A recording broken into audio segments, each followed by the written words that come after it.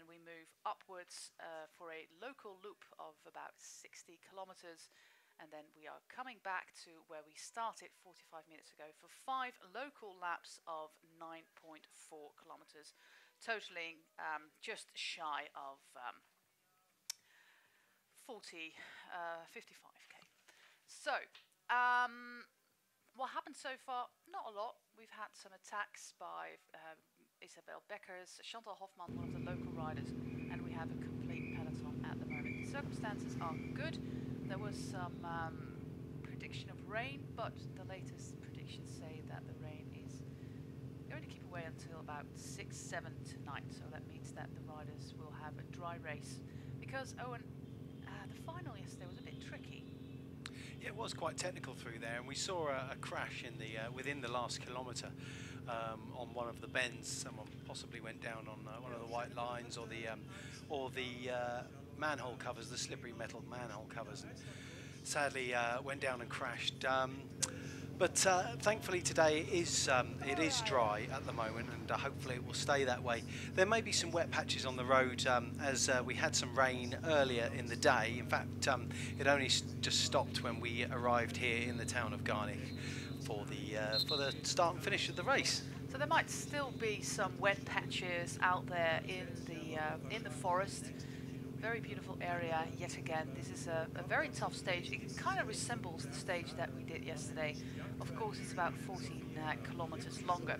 We'll take you over the jerseys, tucked nicely there at the front between some of her teammates is the yellow jersey. She's moving up front to show herself, very kind of Christine Majeurs.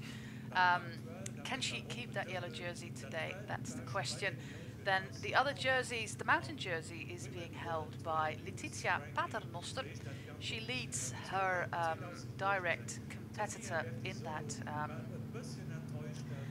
that classification by a nice margin of 8 points. Iriona Mine is second in that classification. We've got 15 points up for grabs today.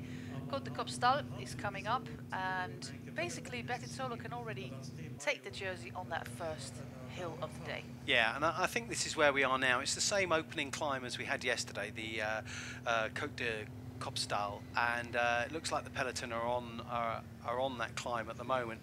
And should Paternoster take the points at the top, then she will have secured the jersey for her. And we saw just on that previous shot from the front of the peloton that certainly the Astana team were there, so I imagine they'll be working to get her across the line first as they get to the top here. She was racing very aggressively, Letizia Paternoster. She was on the podium last year in Bergen at the World Championships, where her compatriot Elena Pirone took the title, both the titles actually, in the junior women category. We also have a points jersey, which is green. That is held by Christine Majeurs, but of course she cannot wear both jerseys, so we will see Alexis Ryan in green. And the best young rider is the rider who wore the yellow jersey yesterday, the winner of the prologue, Lisa Klein. So those are the 4 jerseys in the peloton at the moment. And of course we are looking forward to see Majeurs again. She looked very, very strong on that finish yesterday, and today's finish is quite similar. If I judge it by having ridden it this afternoon, I think yesterday's finish was a little bit steeper. Yes. Today's last K, and we will see it of course 5 times, up till about 300 meters from the finish line. It's a downhill about 2 to 3%, so the speed up there will be well over 50 an hour. No cornering in the last K, and then from 300 meters up you have a little kick up to the finish line, which is max 3.5%. So coming in with that speed of over 50k an hour, that hill is not going to cause you that much trouble.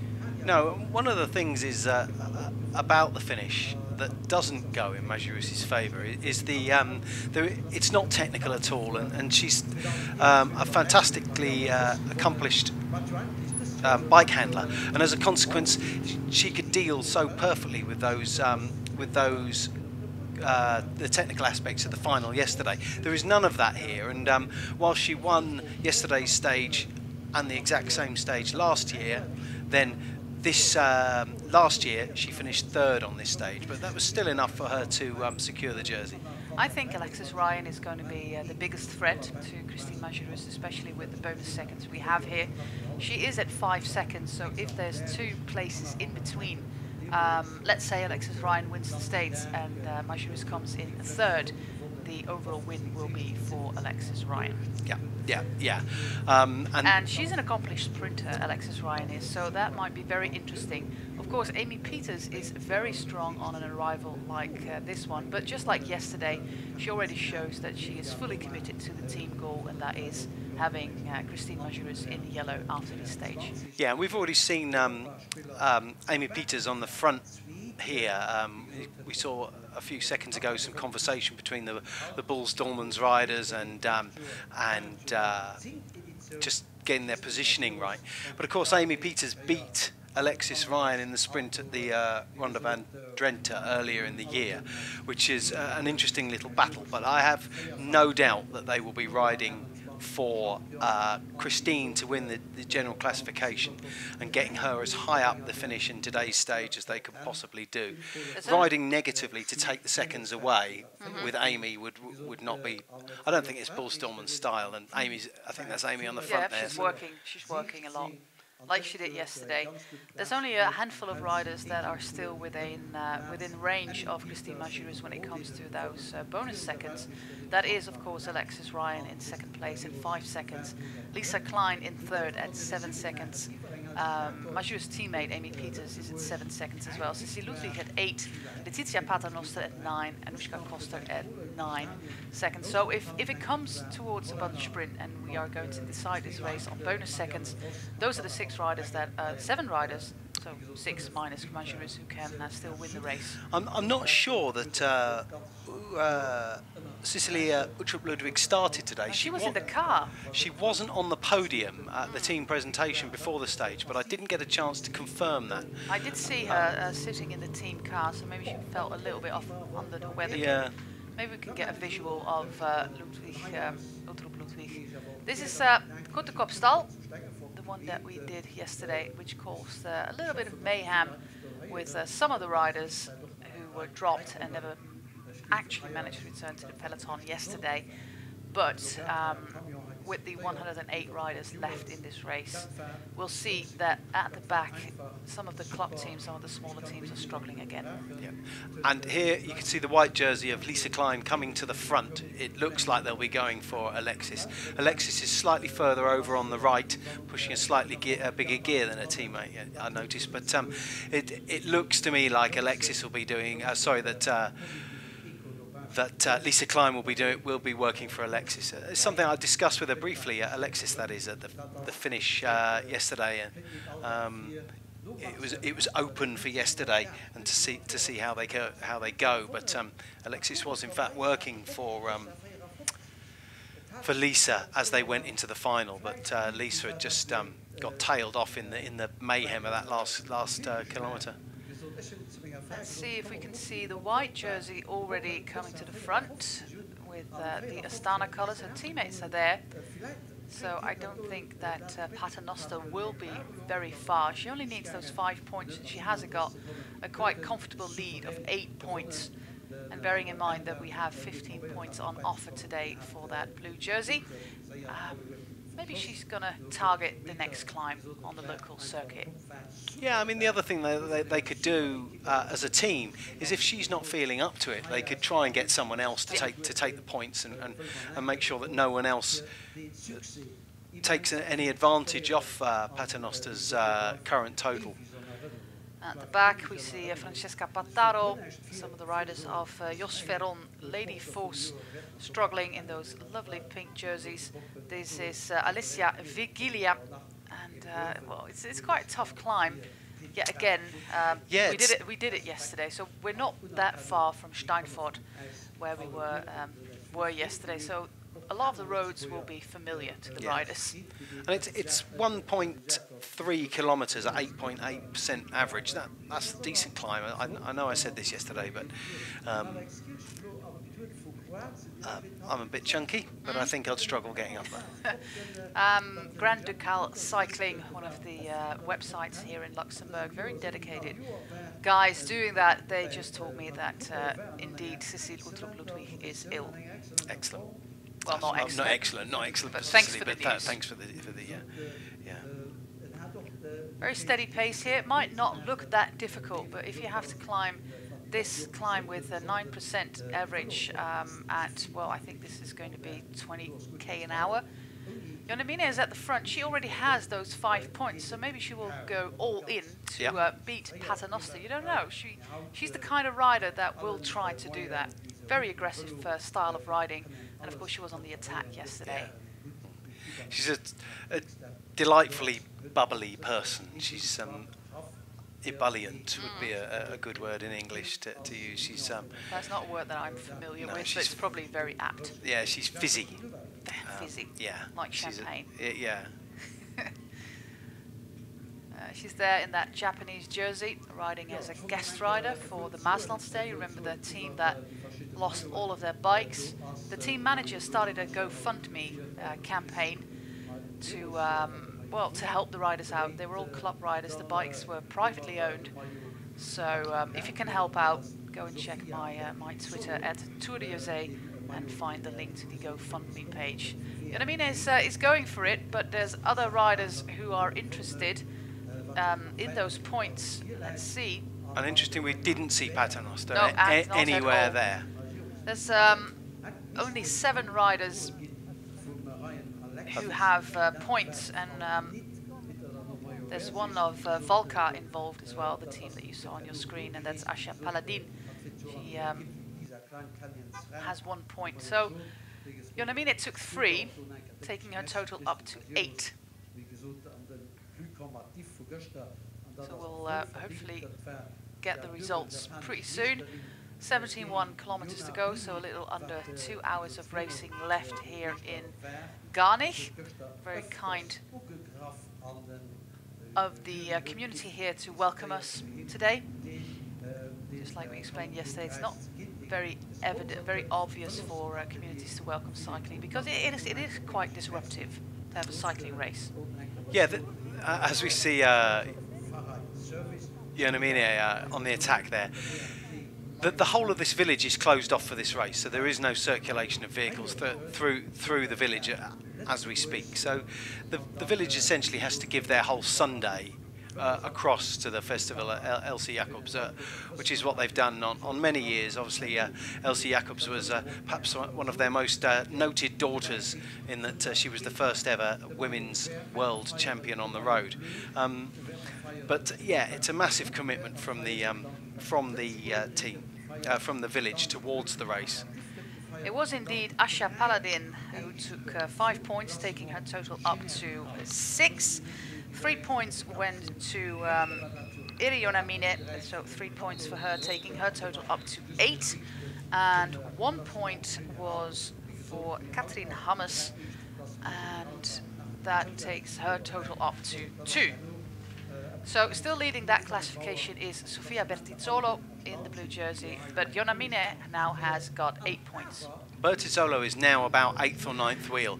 You can see the road is slippery here, and that was close. The road is wet, and it's causing issues for the riders. It's not just patchy, it's wet, and there have been sort of heavy showers passing over the region, and clearly that's the residue of one of those over those slippery pedestrian crossing lines. We were discussing Elsy Jacobs, and GARNICH is actually the place where she's from. Yep, it certainly is. As I say, she's sort of possibly their most famous daughter. That's certainly the research I've done. I haven't found any other highly accomplished sports people from the village. But yeah, as we spoke about yesterday, she was the first ever women's road world champion in 1958, and then later that year she managed to break the world hour record, setting a distance of 41.347 kilometers in the hour at the Vigorelli velodrome in Milan on November the 9th. And that was only broken 14 years later when it was taken by Maria Cresari, who increased that distance, but at altitude in Mexico City.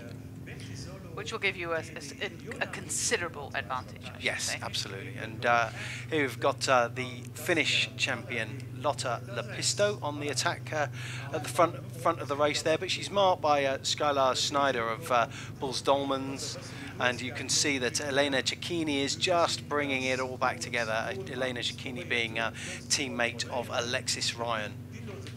Susanne Andersen is the Norwegian rider in 5th position, wearing the national colours of her country, and so everything's being brought together on the left side of your screen. In the green is Rihanna Marcus, and we can see that many riders managed to come back, but just like we saw yesterday after that climb, if the pace is up after the climb, it will make it really, really difficult for other riders to come back. And sort of confirmation, if you like. The Bertizzolo is there. You can just see her blue jersey, not the movie star rider, but there's another blue jersey further back wearing the colour, the helmet of Astana, and that'll be her. So I wonder if she was caught out or out of position, or just didn't have the legs to get over that to even challenge for the GPM at the top of the Côte de Copstal. Well, she got 2 more chances to do that, so and she still leads by 5 seconds. This is a nice attack put in by Ashley Moorman. The team down to 3 riders only, but with 68 to go, this seems like a very, very early move to do.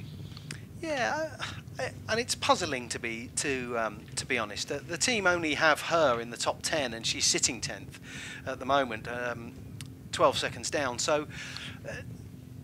I think what she'll be aiming to do is to make the race hard, but if she's making the race hard at her own expense, clearly she's going to struggle to win the GC. Last year she was incredible. She's an aggressive rider, and it's great to see. But last year she tried to get away on the local circuit on a number of occasions, but Bulls Dolmans were just too strong.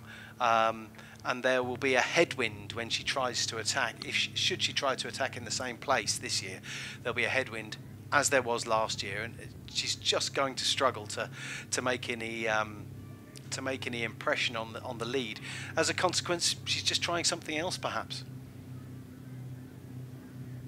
So Cecile Uttrup-Ludwig is out of the race, meaning they lost that top 10 place.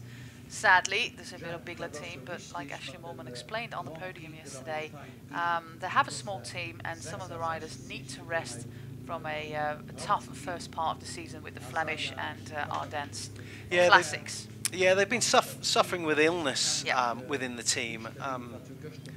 I was talking to Thomas Campana this morning, and they have been suffering with illness, and hence arriving here in a race that they would like to win with only 4 riders, and now we're down to just the 3.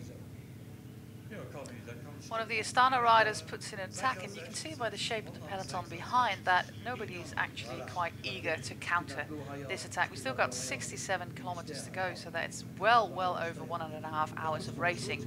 This seems like a very optimistic move by this Italian rider, and the peloton knows that. They know that she doesn't stand a chance to make it alone. But at the same time, she's working for Paternoster. By allowing her teammates to sit in. If she can get a gap, it wouldn't surprise me if the peloton would give her a gap. We've got very nearly 67 kilometres to go, so it really wouldn't surprise me if the peloton are happy to let her go and on her suicide mission. And they're very negative. they're confident. Not only that they'll win, but they'll be able to beat Paternoster later in the race. It would be a huge win if Paternoster can actually finish this off at her age. This is Sofia Begin, one of the Italian riders on the team. Of course, 5 Italian riders and 1 rider from Kazakhstan. And there is a rider, I think, the track drops rider, trying to bridge and 2 is always better than 1 if you try to do a breakaway. Oh, and what's your opinion that we don't tend to see a lot of breakaways in this race or in a lot of the women's races? Not like the traditional breakaway that you have in men's racing. The difference being the races are shorter, and so there is less space to allow a large breakaway to get away up the road, and the attrition often comes from behind, and as a consequence, the higher level riders are at the front of the peloton, and the other riders are going out the back. You do get every race you get attempts at breakaways, and often what they do is they raise the pace of the peloton to such a degree that the pace is actually really quite high, and no one can establish a breakaway. So there's all sorts of reasons why you don't see them. But that said, at Dipana back in March, which is a filthy, horrible day, a group of 22 got up the road, and it still ended up in a sprint. It was a fantastically entertaining race as well. That was really, really an exciting race. Yeah. Back to this race where Manon Lloyd has bridged to Sophia Begin, and they are working well together. Lloyd, one of the British riders on the Track Drops team, she already managed to get away a little bit earlier in this race when we were not live yet. So she's having a day that she really wants to show herself. Yes, it's her first year with the team, and as a consequence she wants to get out and show herself. The team certainly want to show themselves as well, and you know, those lovely jerseys, but as we can see behind, the peloton aren't really happy about that, and they're going to try and bring them back under control, and it's coming down so quickly. We just can't quite see who's working on the front there. It is Movistar. Movistar working to bring that back under control. Movistar have been the very aggressive team of the week, and as a consequence, if anything goes, they'll want it. They'll want to be part of it, perhaps. Yesterday we had a most aggressive rider as well, which could of course be no other than Eri Yonamine. She was on the attack on her own for well, a good part of the race, and well, she got awarded on the stage with that most aggressive prize powered by Velos Atelier. And that is a rider just coming across from the Belgian team, which I can never remember the name of. Experza, that's it. Experza Foot Logic. Yeah, it's a new team.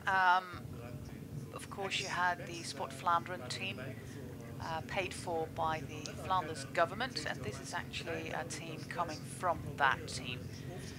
They're now just a sponsored team, so no sponsorship from the Flanders government anymore. I have noticed though, recently they've been really quite aggressive, and it's been good to see that they've been aggressive. And yesterday a lovely, lovely 4th place for Agnieszka Skalniak. This is the rider with number 132, which is Jessie Druits, one of the 4 Druits siblings. We discussed yesterday the Wadsworth family with 4 kids in the race, the British family, but the Druits family have got 4 pro riders in the family. In one team? In one, no, well they there's one team. brother, yeah. Gerry, and then we've got Demi, Lenny, Jessie and Kelly, so I think they're 5 even. Kelly was 3rd, I believe, on the 2nd stage in Chongming on Friday. Former points race world champion on the track. So that is quite a quite a cycling family. Yeah, you can see Manon just shouting there. She's clearly trying to egg these other girls on and get them going. Let's make the race. Let's make the race, and that's good to see. And they're certainly working. They're certainly putting some effort in there. So Cal seem interested.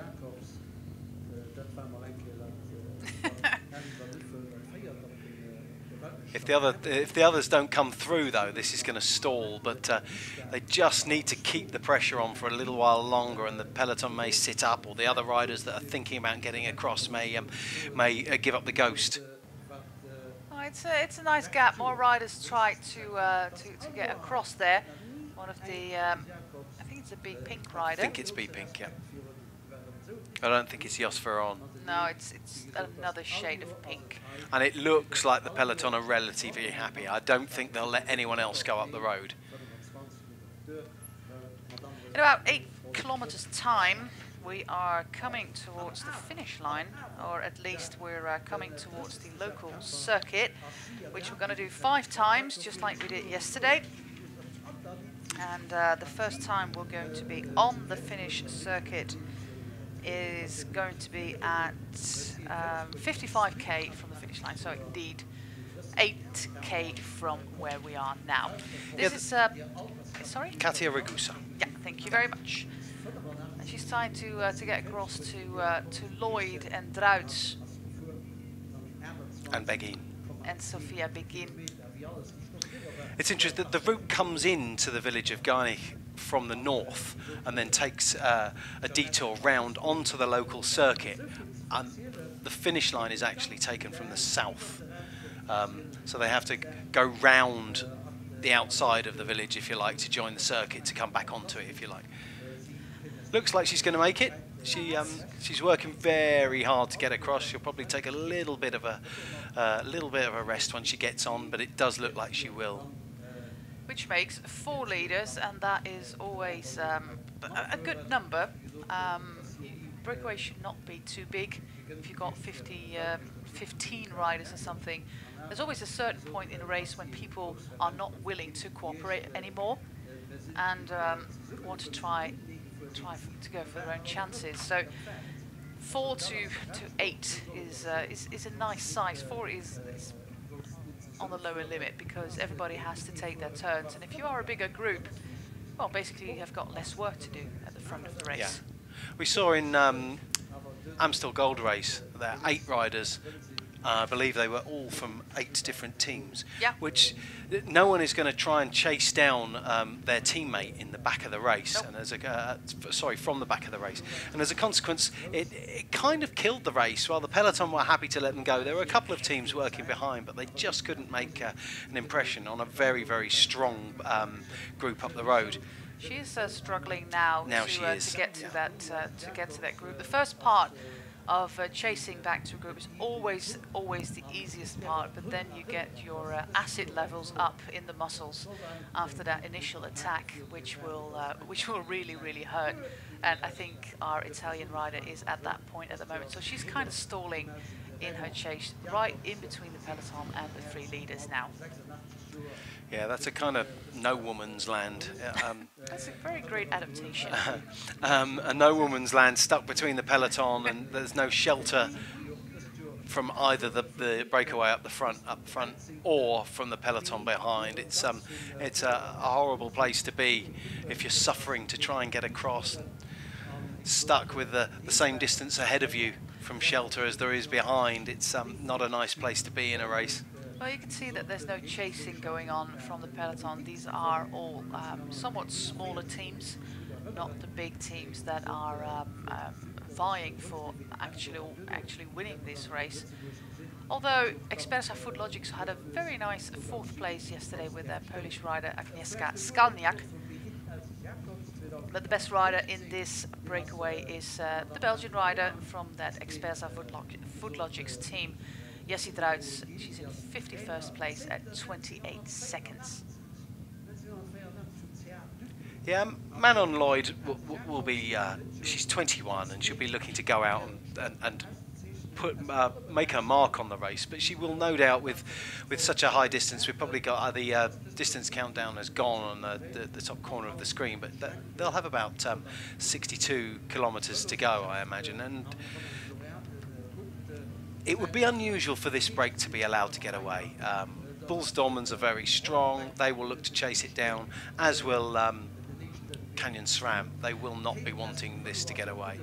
With Sophia Begin, Jessie Druits and Manon Lloyd in the lead, we have got some time to thank our sponsors who make this race possible and also make this live stream possible. So we're going to take a few minutes to give them a little bit of airtime.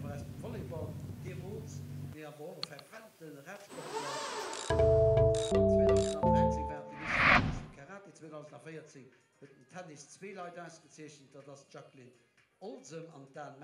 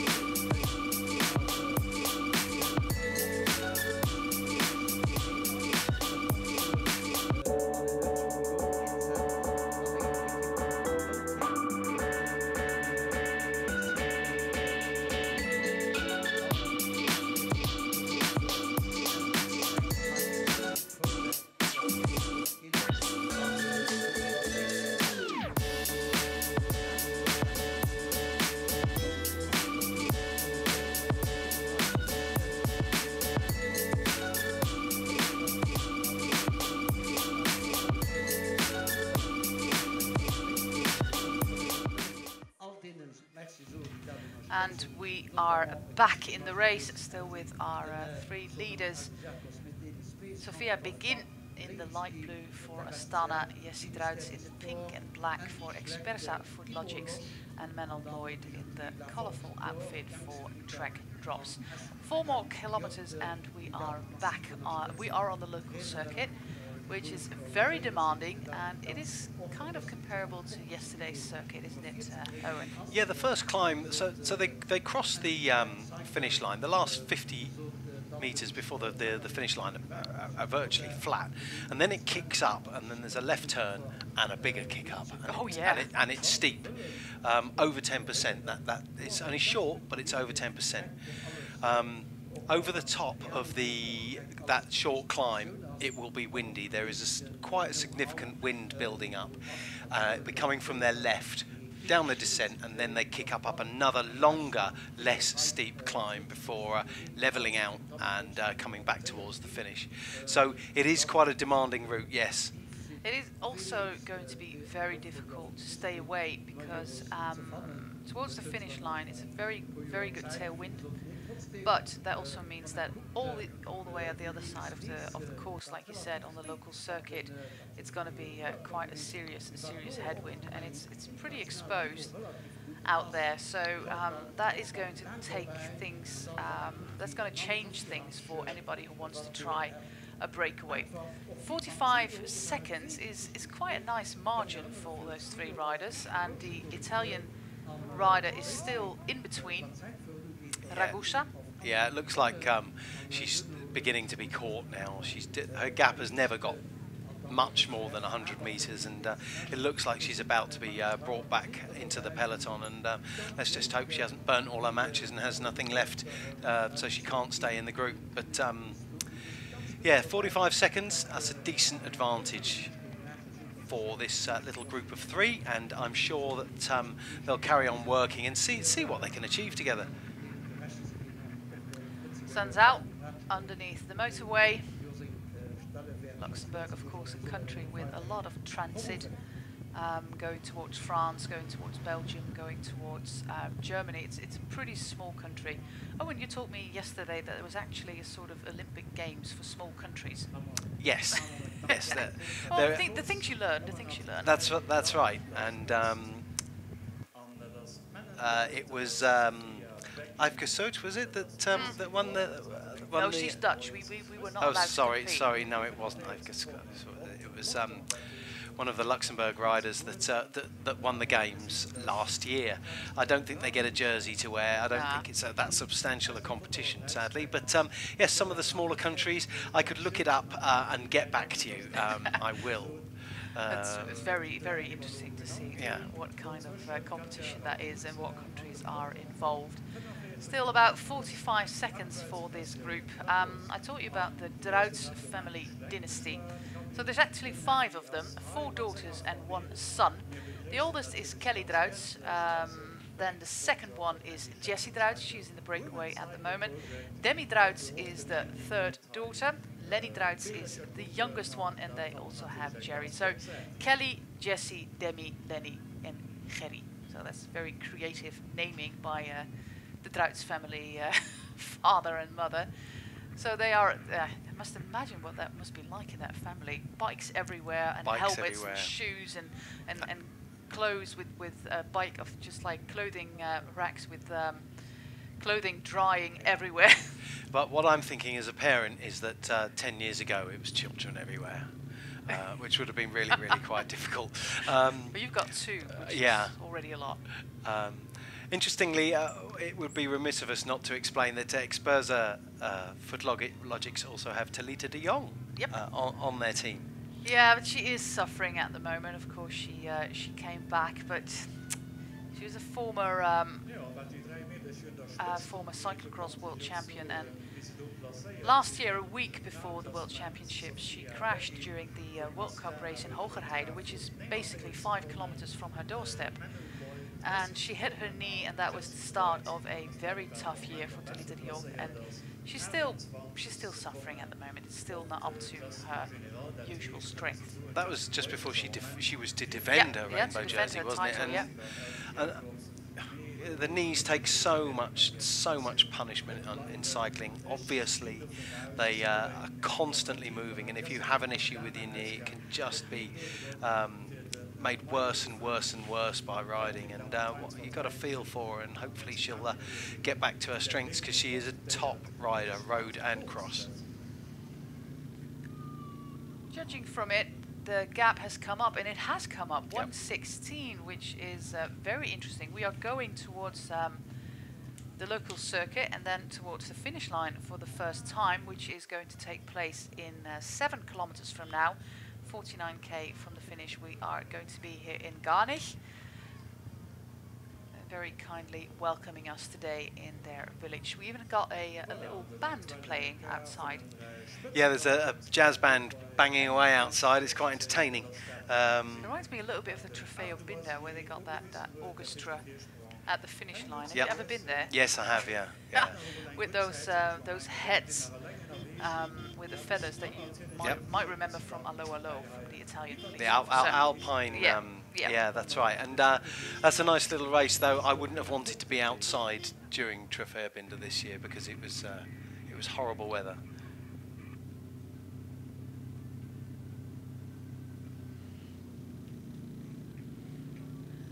So this attack was initiated by the woman in blue, the Astana rider.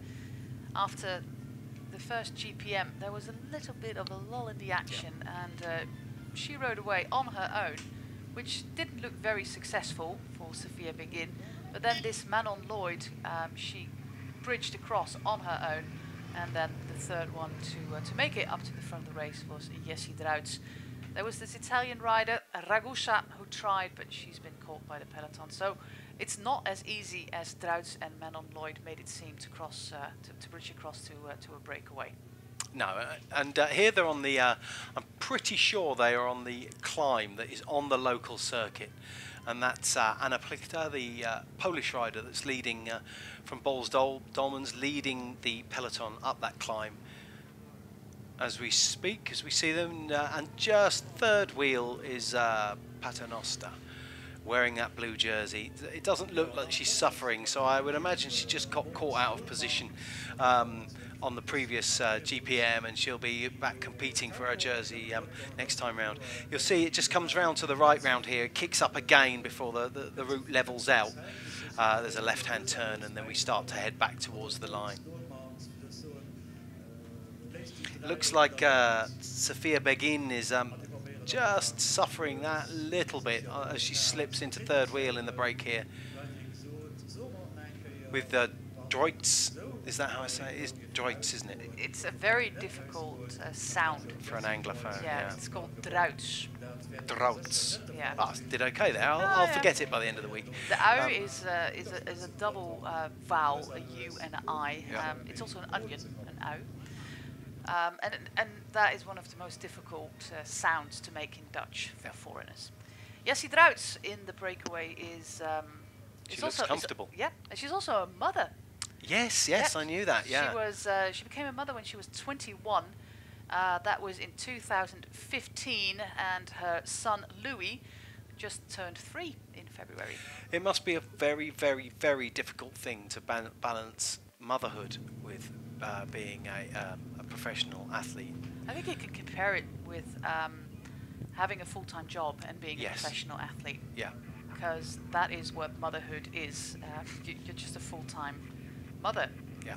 And even more than full-time usually, than 40 hours a week. This is a very clear picture of what the wind is like all the way at the back of the circuit. It's very much exposed, and it looks like there is some rain coming. And a counter-attack is happening from the bunch because the gap is going up to 130 at the moment. So something must happen now. Yeah, I don't think people are going to be particularly comfortable with that large gap. Bulls Dolmans may have been, but that's Amy Peters, I think, back on the front there. So where Plichta and Skylar Schneider have gone, I'm not sure, but Breitz. Yeah, decent. She is the most comfortable looking of this trio that are off the front. She looks in complete control, which is good to see. They are from Wilrijk. That's another one of those vowels that you'll probably struggle with, which is just out of Antwerp. That's where the family's from. I love that kit. I do like that kit. It's lovely. Yeah. It's not too pinky, so not too girly, and it's quite very nice and stylish. Yes, I think so. Yeah. And like I said, they come from the Sport Vlaanderen Gildoor team, which was also led by Davy Wijnald, and he's also the sports director of this new team. And they do pretty well. So they've got 2 teams at the moment, one in Chongming and one in this race. And this is a counter-attack, or no, it's just the just front some of the work bunch. by Anna van der Plichta Bos. and Jip van der Bos. Yeah, they're back on the front now. Yeah, they need to chase back this group. So I wonder if they just drop back on the climb, and that's part of the team plan, is for them to lead into the climb and have the ability, some sort of slipping space, to drop back, and then the rest of the team. And here comes Skylar Schneider back onto the front. So the team is working well, and I wonder if that's a plan. Right, on the climbs, you lead into those, and we'll take it from there. All 5 riders of the Bulls Dolmans team are now at the front of the bunch, with Majorus nicely tucked in, and the other 4 riders, Jip van der Bos, Skylar Schneider, Amy Peters and Anna Plichta, working and trying to get this gap down as we go towards the finish. This is the last village before the finish, Dahlem, and then we go towards this Finnish town of Garnich. Anushka Koster coming to the front, very recognizable Wow Deals kit, and of course those bands. And we also see Emily Wadsworth at the front. She struggled a little bit yesterday and didn't even finish the race, but the regulations in the Grand Prix Elsy Jacobs say that you can start again. Of course, your general classification will be bad, gone, yeah. but the selection for the British team for the Women's Tour of Yorkshire is still to be made, and Anna Wadsworth, that's her sister, Emily Wadsworth, tries to be on that team. Yep. So she And really that's wants just to days show away. herself. Yeah, it's days away. It's on this week. Wednesday, I think. Thursday and Friday. There's some rain on the camera. At the moment, it's dry at the finish line, but it's not as blue as it used to be. Yeah, and they're only at the back of the course. They cross country. They're no more than 2 or 3 kilometres away from us, where we're sitting at the moment. So any showers that we are going to get look to be localised, but and let's hope they stay that way if we get any at all. But certainly you can see more spots of rain hitting the camera now.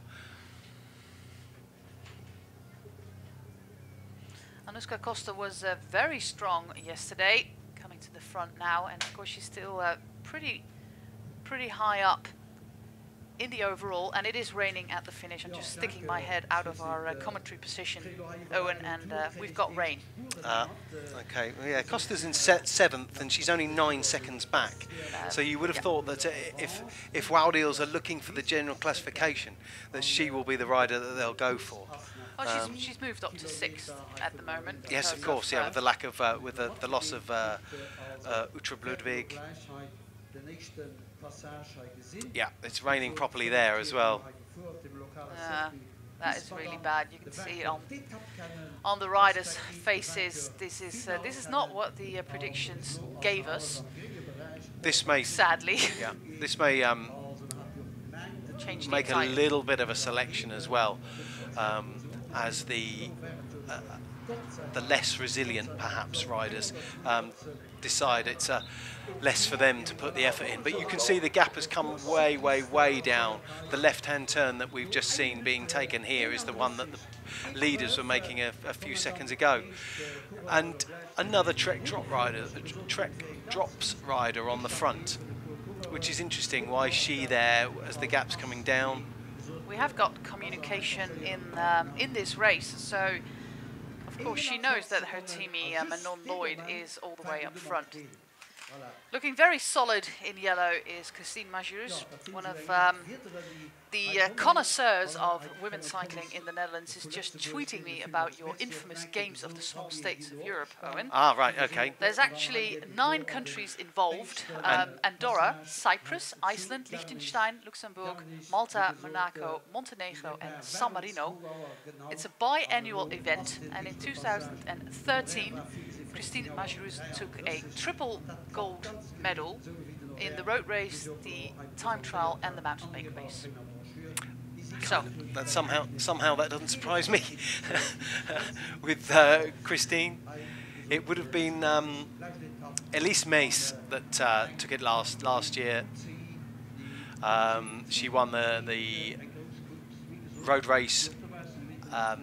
She won the road race in the Games of the Small States of Europe last year. So cool. Yeah. But back to this race. This is a very very difficult part. We're going towards the last K, up towards the finish line, and it's raining. There's the team parking that's just behind you. So this is the last K already, and it kicks up at this point at 300 meters from the finish line. You can see, but it's not that difficult because you come down 2-3-4%, so the speed on the downhill will be towards 50k an hour. So you're being launched into that final 300 meters, and you can see the last 50k are on a downhill again. And with the drafting effect that you get within the peloton, seriously, there will be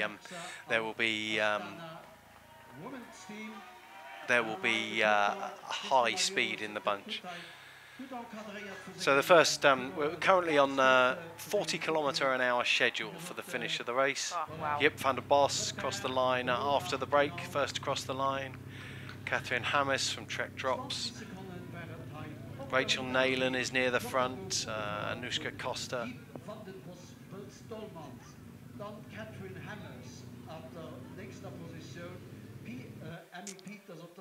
40k an hour for the first half of the race is a very, very decent speed. And you see that they've just the break there have just had the kick up, and now they're out of the saddle. There's a feed zone here as well, just around here, flattens off and the road narrows before it kicks up quite hard. I don't know about you, but a feed zone on an uphill section is not ideal. Not on a steep uphill. No.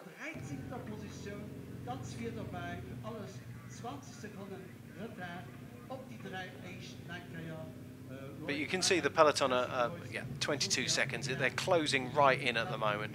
And whether that's just fatigue in the trio that are off the front, or whether it is a general upping of the pace within the peloton, I don't know.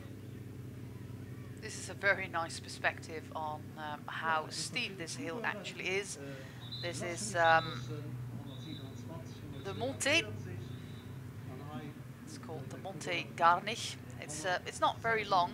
The friends at the Basque website of Lasterketa Burua, sorry if we don't pronounce that correctly,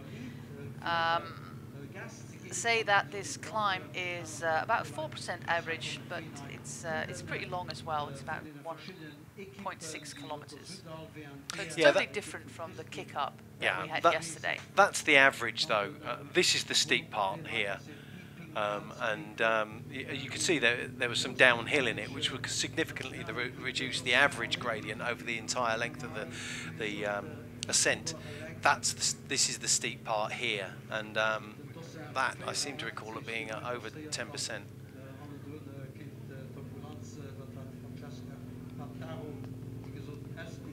The GPM points for this particular climb come later on.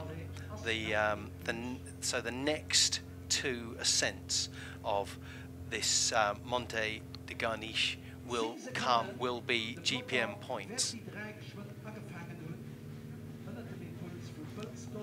Waudeel's their firepower seems to be significantly reduced, with Rihanna Marcus being some 30 seconds off the back of the peloton, and that is not good for the hopes of Anushka Costa. They're still working well together, these three. Over the climb, so no points today, on this passing of the line for the GPM. And it'll be interesting to see whether or not Astana now try and put some effort in at the front to close it down in order that Paternoster can take some points. Alternatively, they may be quite happy for these points to go elsewhere with these three riders off the front. Three riders, and of course they've got a teammate up gone, there. And Paternoster will still have a 5-point gap over Ionamine.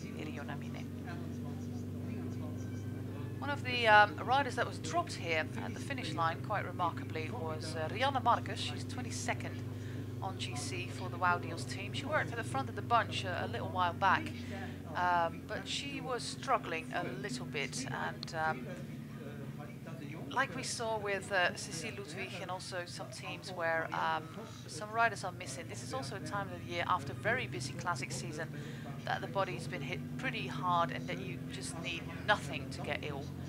But it happens, and hopefully Rihanna Marcus manages to catch back on. For us, this is the time to give a little bit of time and attention to the lovely sponsors of this race, without whom this would not be possible.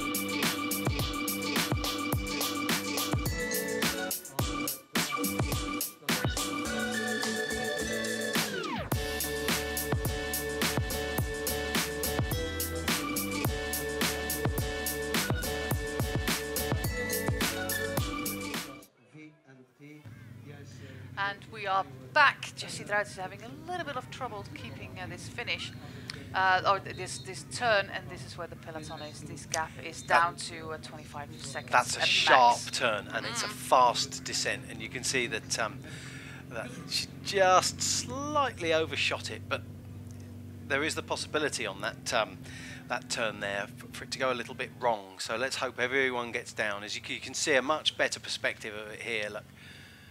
Kicks round to the right and then tight to the left, and you've been coming down that quickly. I would suggest 60k an hour. We are 6k out from the finish line at this point of the race, but what these kind of turns do, they really stretch out the peloton. And if you have to come back all the way from this position, like Mel Lowther is for the WNT Rota team, it's almost 200 meters that you have to cross.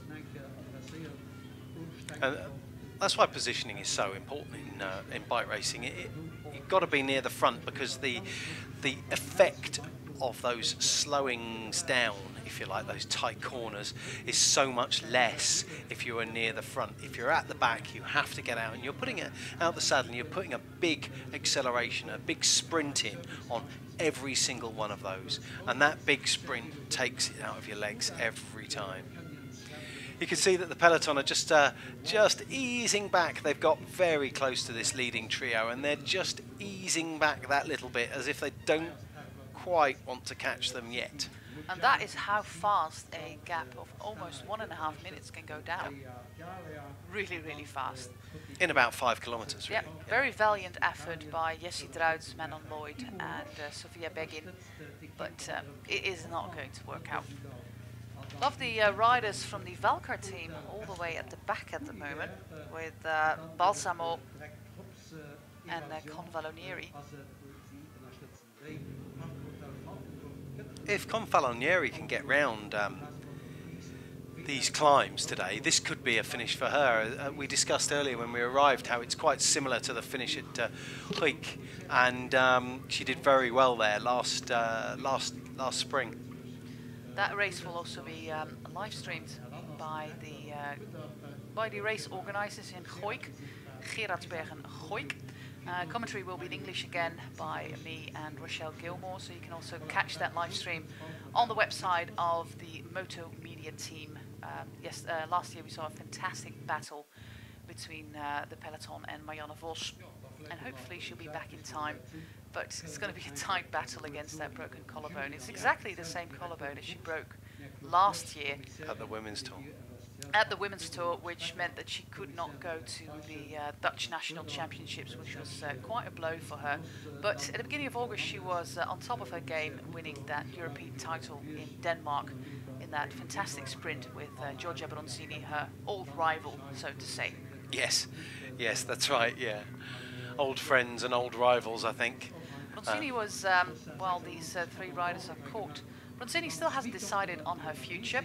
She doesn't know if she wants to continue another year. She won a stage in Chongming this week, so she still knows what it is like to win. But she also thinks about maybe starting a food business.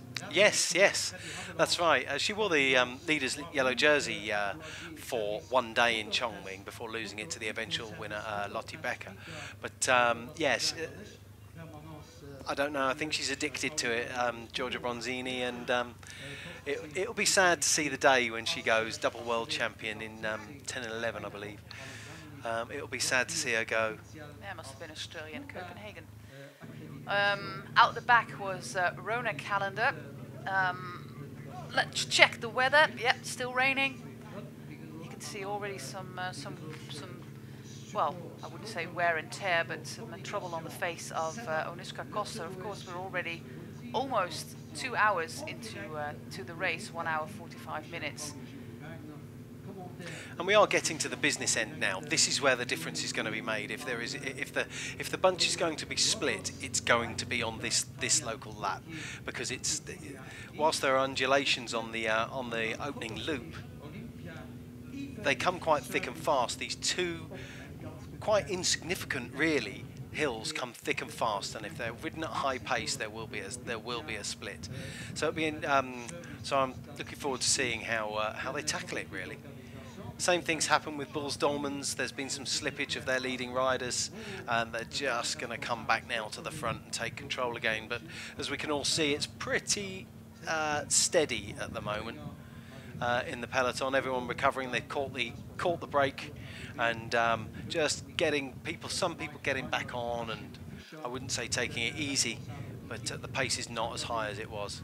The next lap, we're going to award points for the mountain classification powered by WNT Tooling Systems here in Luxembourg, the factory of Ceratisit, big company, and we see that blue jersey already at the front. To be honest, I haven't seen the green jersey, have you? No. Was it Uttrup Ludwigs, and so it would have gone down depending on when she no, it out. should be Alexis Ryan. She's second in that classification, 3 points down on Christine Majorus, so she should be wearing that green jersey. Yep. But I haven't seen the green jersey at all. It's very kindly sponsored, that green jersey, by Farai Services, the yellow jersey by Skoda, and the white jersey is sponsored by Ville de Luxembourg, where we started on Friday night with our prologue. It's good to see that most of the riders from the Maaslandster club team are still in the race. One of their riders returned home, and the other riders still on their borrowed bikes in this race, and yet again, there's a GoFundMe campaign started to help these amateur riders out just a little bit. So if you can spare only a few dollars, just do it. Yeah, we'll look up the address for that shortly. But yeah, it's on my Twitter page. Just a lot of looking at each other and just get the feeling something is about to happen here. If you're watching, we're now just about to start the last hour of racing here in Luxembourg. If you're watching from around the world, just let us know where you're watching and who your favorites are via our Twitter accounts. That's at Owen Rogers and at Tour de José, so Tour de France with my name in it, José, J-O-S-E. Let us know that you're watching and who your favorites are for today's race and who you're watching out for. There was someone contacted us yesterday asking about Skylar Schneider. I think we've seen a bit more of her today. I think there's a bit more to do with her team leader in the yellow jersey. So and there she is on the right-hand side, just second wheel behind Anna Plichter.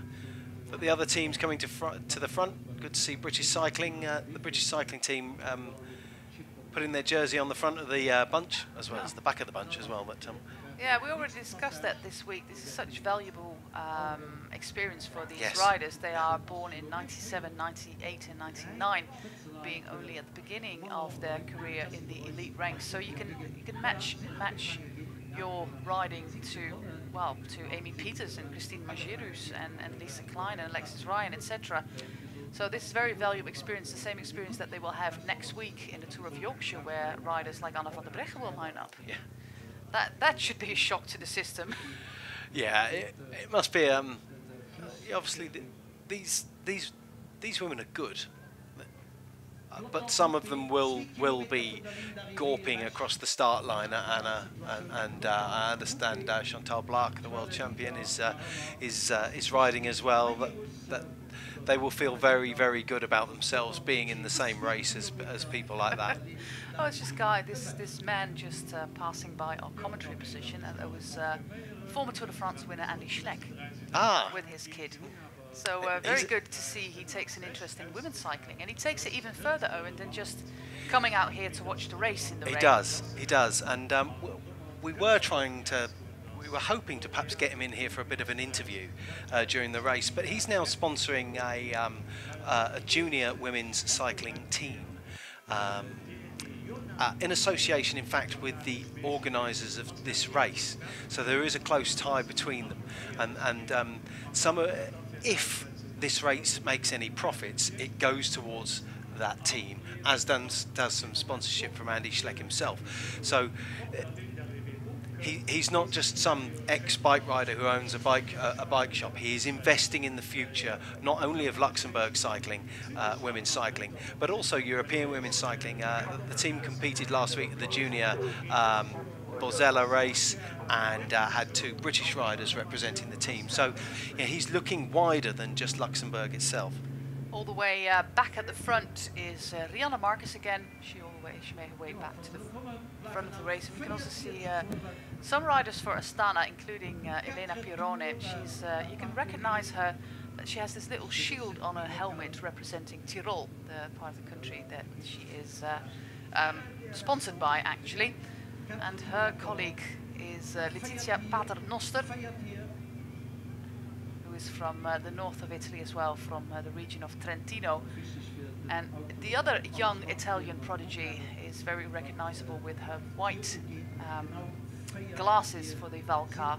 And I just learned today that her name is Elisa Balsamo. So, not Balsamo, Balsamo. Oh, okay, so the accent is on the front. So here we are, the peloton coming now towards the obviously 200 meters to go till they cross the line, and then it is a very short distance until they hit the first GPM points of the day. It really is a very small distance. It's less than 2 kilometers till the crossing of the line. And so let's see what Astana women and Paternoster are going to do. You can see it, just caught a glimpse of her there on the right hand side of the peloton there, behind is that Roy Yuckers? That's Shanna Quarterfeld. Oh, sorry. Yeah, she's lining up to take these points, and she needs those 5 points. She leads Iri Yonamine by 5 points, and we're looking out for the little Japanese rider, but I can't see her at the moment. She was at the back of the peloton earlier. That's a steep kick up there. That's why I deliberately didn't walk up it before the race to go for a coffee at the cafe there. However, that's not dedication, Owen. Walking up there. She's in a good position there. It'll be interesting to see how far she goes, how far out she goes. Little trouble there for Demi de Jong. Having some, having a bit of a problem getting herself clipped back in and getting going again. It's Chantal Hofman, of course. Yeah, that's what. Yeah, and she's on the big ring. This is horrible. She wanted to get to the smaller ring, but she didn't manage to do that before the climb, and that is pretty awful. You have to start from scratch with that big ring, and it's not going to work. Gear. Korevaar at the front. Her mother is at the side of the road watching the race. Magirus is looking very good. And Paternoster just behind Ashley Moorman. I wonder what Magirus is doing there, just positioning herself near the front. I wouldn't have thought she's going to attack. Here goes Paternoster, just an out-the-saddle effort. All she needs is the one. Hoffman, of course, here is one of the local riders, one of the 3 Luxembourgish riders that we have in the. She crashed. Yeah, she's been down. You can see the mud on her jersey and the split in her shorts. Oh, that's a loss. That jersey and that shorts are not going to be repaired. No, I imagine that she looks like she's gone down hard on her shoulder there. I should imagine she will want the camera to get out of her face, but. Well, she's being one of the local riders, so that always merits a little bit of extra Yes, attention. that's right. Yeah. Paternoster, and then of course Paladin, who took the points in the first lap. She wants to get some points there, but Paternoster is on top of her game now. She's struggling to get out of the saddle and put a real big dig in, but it looks like she's going to have it. It looks like she's just going to come over. Here's the finish. It's a pretty long climb with Sabrina Stultjens following her for the Wild Eels team. Yeah, there you go. She's got it. So that should give her the, providing she finishes the race, of course, that should give her possession of that blue jersey, so she can take that back to Italy as she prepares for her next races. Yeah, Letizia Paternoster, she wins the WNT Tooling blue jersey for Queen of the Mountains in this festival as Elsy. Remember, she's only 18 years young. Comes from the region of Trentino in the north of Italy, where there is a lot of mountains, and it's absolutely stunning territory. Similar area to not far from Elena Cecchini. Some good wine in that region, I seem to recall. I'm not a wine drinker. The occasional gin tonic will do it for me.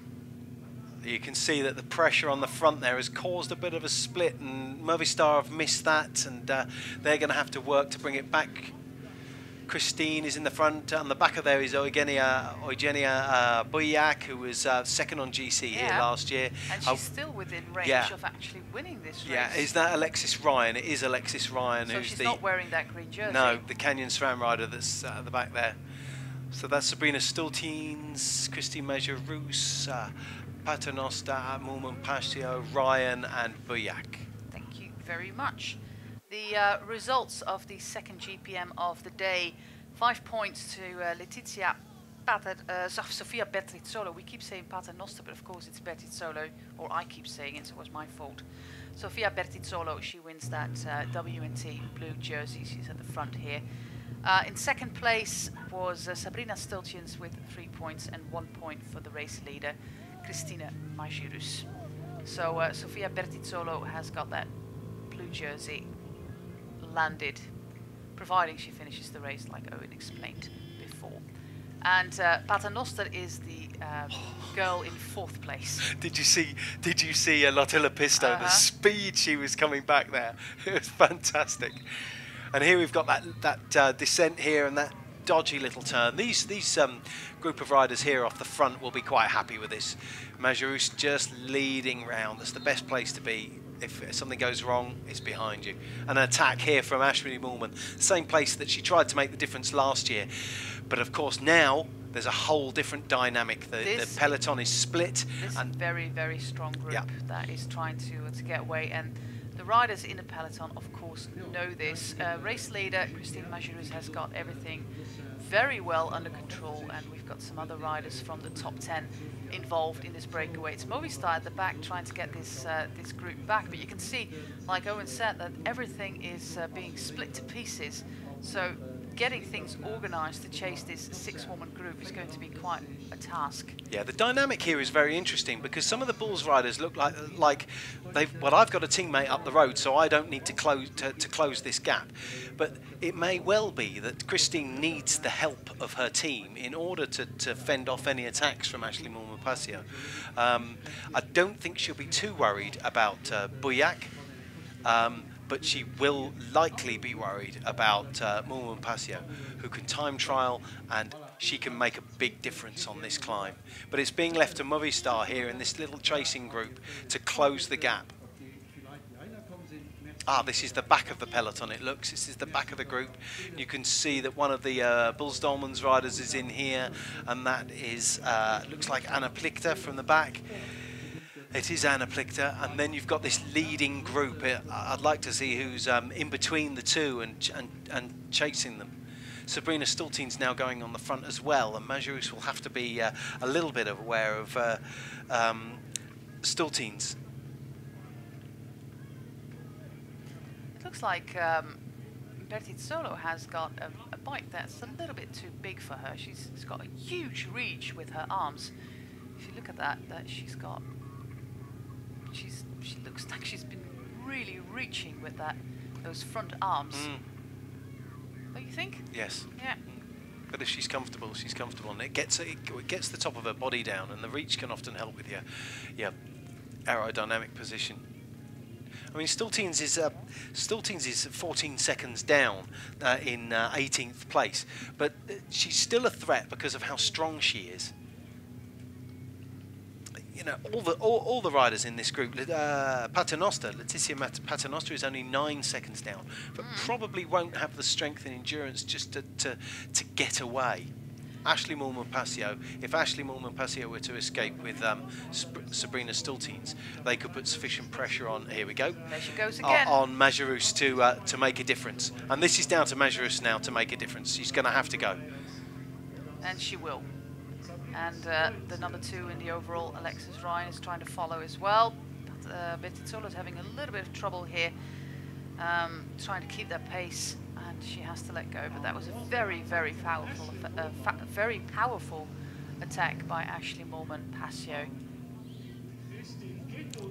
You know, and this is a fascinating. This is brilliant. A fascinating. And she goes again. Moolman goes again here, and.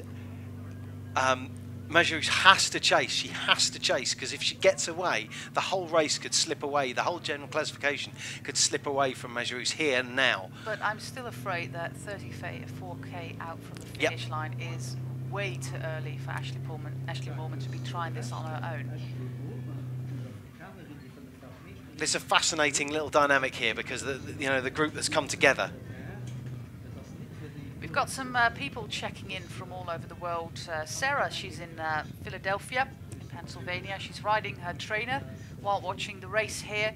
We've got viewers from Norway, and they are rooting for Susanna Andersen. Watching from Japan are fans of Eri Yonamine. Well, who is the fan of Eri Yonamine, of course. Tuning in from the Netherlands is Marco, and he is rooting for Demi de Jong for the Lotto Soudal ladies team. So people from all over the world are currently watching this race, which is great to know. Let us know that you're watching. Interesting here, Ryan's come through and taken a turn because it's in her interest. If she wants to win the general classification, she has to get Ashleigh Moolman back. But I just saw Christine Majerus on the radio, and she's clearly asking her team, where are you? Where is my help? But she's looking at Ryan. Ryan is taking turns, and perhaps that gap's just beginning to come down.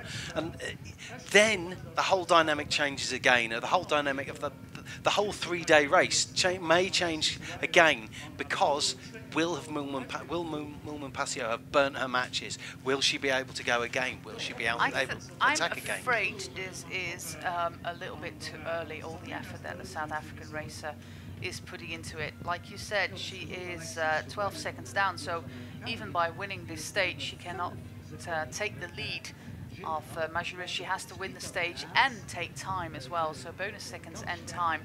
And Majerus is doing the brunt of the work here, and she should be, because she wears the yellow jersey. Alexis Ryan is 5 seconds down on Majerus, and they are closing in on Momen pretty fast at the moment.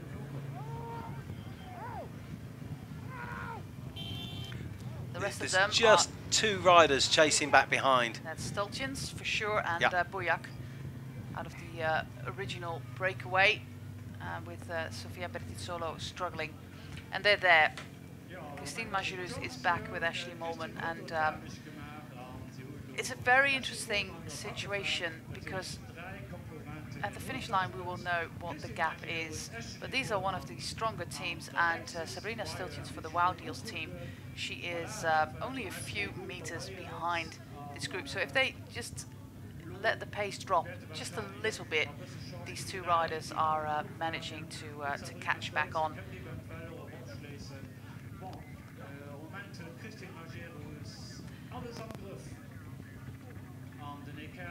30 seconds, that's a nice little gap, but there's still 32 kilometers to go, and they're And we're back together, together.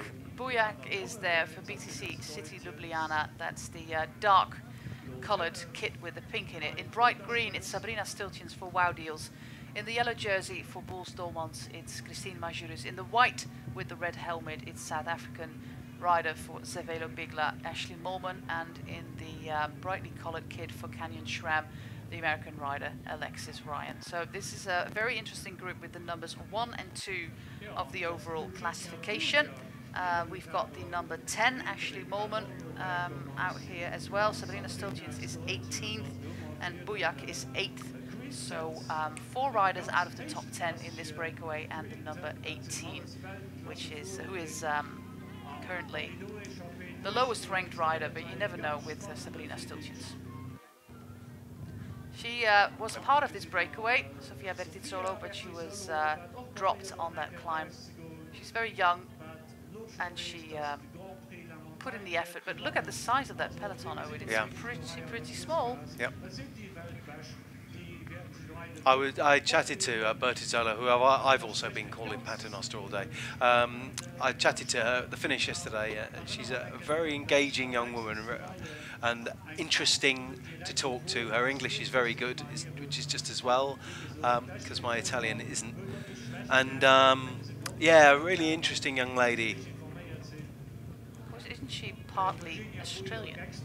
Do you know what? I didn't ask her that. I thought I saw that on her Instagram page, but it might not. Well, Astana, of course, now have to do some work with their rider Bertizzolo being back in the bunch in 2nd position.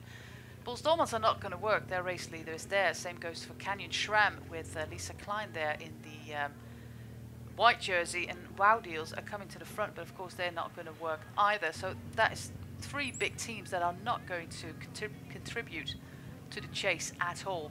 Rain is pouring down pretty hard again, and these 5 riders are pretty accomplished bike riders. This is the last K that I talked to you about. The first 6, let's say 700 meters of this final K are going downhill, and the speed will be up way over 50k an hour, and then at 300 meters from the line the road is kicking up again, but you're coming down so fast that you probably won't even notice that, and then the last 50 meters are flat.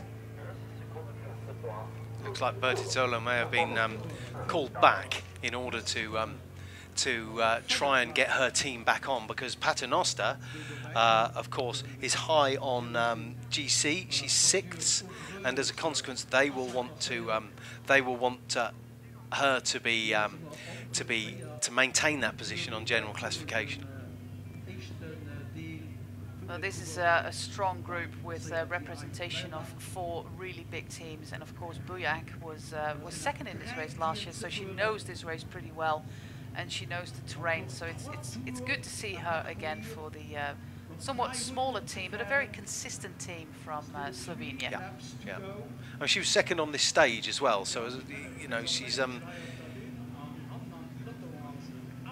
2nd on this stage, so. She knows what she's doing here, very much knows what she's doing. the finish line will be able to get a very accurate time difference between this group of 5 and the peloton led by Astana. So we've got 5 riders crossing the finish line, and we're now waiting for this peloton. It's a pretty small bunch, I think about 40 riders strong, with Astana leading, and I think we're going towards half a minute here. Yes, I would say that. There's another similar sized bunch just behind Canyon SRAM with Hannah Barnes, Elena Cecchini, Lisa Klein is sat there. Now Canyon SRAM is doing their utmost to block the chase. They are 33 seconds down. That's a lot. Yeah, I don't think this is an ideal position for Christine Majerus to be in. I think that Ashley Moorman will have it in her to do the same as she did on the last lap, on this lap, in the hope that she can break the will of Majerus. And remember, Majerus relied to some extent on the help from Ryan to get her back in. So this is going to be interesting. You can see that Ashley Moorman-Passio is calling the others through. Majerus doesn't have to work. Sabrina Stultins doesn't look like she wants to work. Why would Majerus want to work? She's happy. She doesn't want to take the wind and allow any rest for Moorman-Passio. Though she's gone to the front here, why? You know, she doesn't need to do that. This yellow jersey is something that she is thinking of the entire year, and this Christine Majerus is one of those riders that you will always see working at the front of the bunch in all the other races that, Bulls Dolmans are dominating or have been dominating this year. She does a lot of the work for the team, and this is her week or her weekend to shine. And you can see by the dedication shown by Amy Peters yesterday how dedicated her team is also to give her the best shot of winning her home race for the 2nd year in a row. I think she's one of the most selfless riders in the peloton. And this is, as you say, this is her week, but she is so selfless. She is always working for others, and she does an absolutely fantastic job for the others. But I just noticed there twice she got out of the saddle and then sat straight back down and then got out of the saddle again. I just wonder where her legs are at the moment and just how well she's coping. Is she coming to the front to make a statement? Hey, look, guys, I'm fine. Or is she coming to the front because she is? It's a difficult one to know.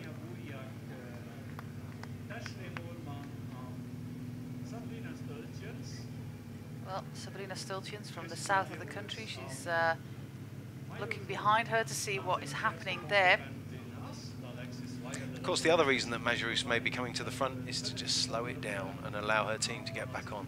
Stultins to the front now, and I wonder if there's a little bit of an injection of pace going to come. This is the actual top of the climb, so it starts with a pretty steep kick up from the town of Garnich, and then this long plateau. So Hannah Walker on the side of the road for her team WNT Rotor. And of course, that was there were points awarded on that climb.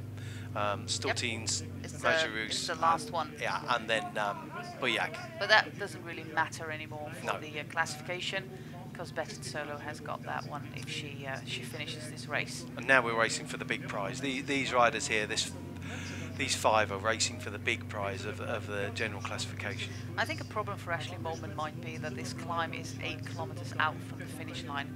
If the climb was a little bit closer to the finish, she might just try to break this group. But of course, she initiated this break, and she makes a very, very strong impression. Her team is down to 3 riders only. They came to Luxembourg with 4.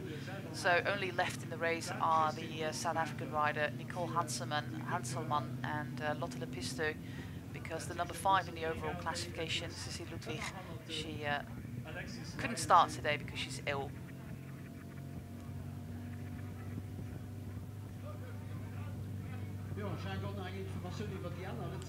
Significantly wetter now, this road surface, than it was. They'll be very cautious going down here. I think I said last time round that they're lucky that there are just 5 of them, whereas the peloton, it's a much more chaotic affair coming down a slippery climb in the wet. However, just for the just for the record, the results of the final GPM of this festival Elsy Jacobs. 5 points for Sabrina Stultjens, 3 points to Christine Majerus, and 1 point to Eugenia Boyac. But to no avail to take home that WNT Tooling blue jersey.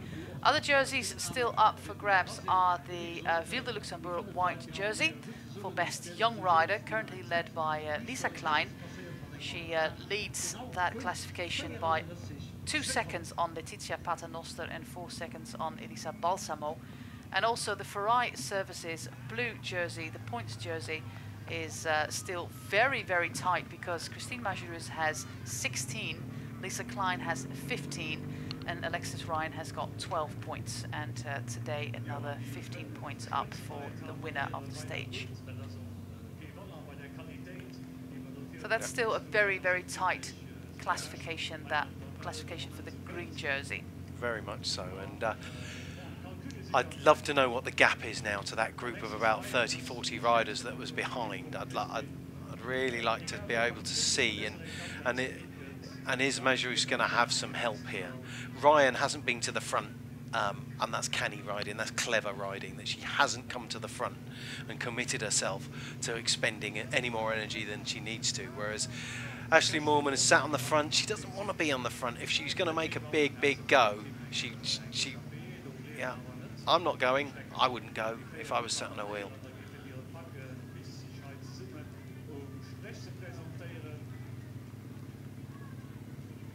Well, the rain is going to be pretty hard on a lot of the riders struggling at the back of the race at the moment, and with 25 seconds the gap. Sorry.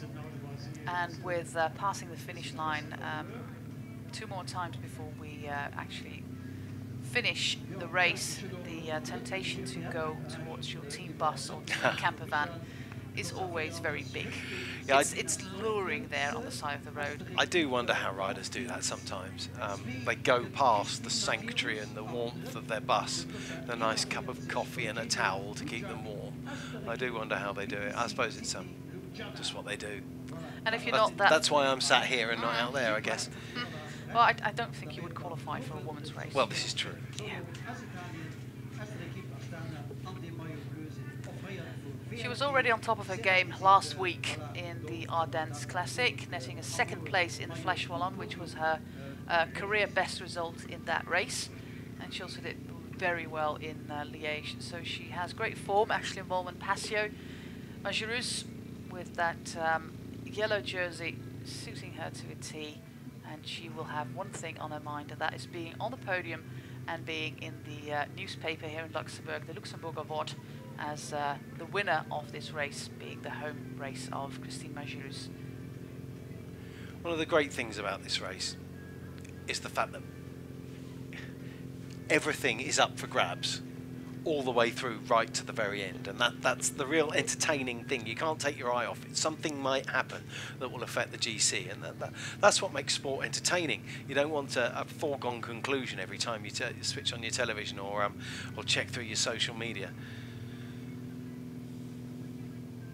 25 seconds the gap then, as they're taking on this climb on the back of the finishing circuit of the final stage. You've got Sabrina Stultjens, Christine Majerus, Ashley Moorman-Passio, Alexis Ryan and Eugenia Boyac off the front of the race with a 25-second gap on a group of, the last time we saw it, of about 35 to 40 riders. But Stultjens just keeps looking behind her, and Majerus is doing that again. Hopefully we can just have a little view of that peloton behind them and see how close they are, and especially cars coming through. That's a very clear signal that the gap is coming down. And I think your theory about Majerus might be very interesting, that she just waits for her team because she really relies on the team, especially yesterday with a fantastically selfish style of riding by Amy Pieters, who absolutely sacrificed herself for Majerus, who won the race, because Amy Pieters herself might have won that that race. Yeah. But as Amy told us on Friday at the after the prologue, we are here for Christine, and this is what this team ethos that Bulls Dolmans have managed to create. They've managed to get this, as I explained yesterday, this one for all and all for one and one for all ethos within the team, and it's the team that wins, and that they're committing here. Okay, we go towards the final of this race, and for the last time we're going to cut to commercials.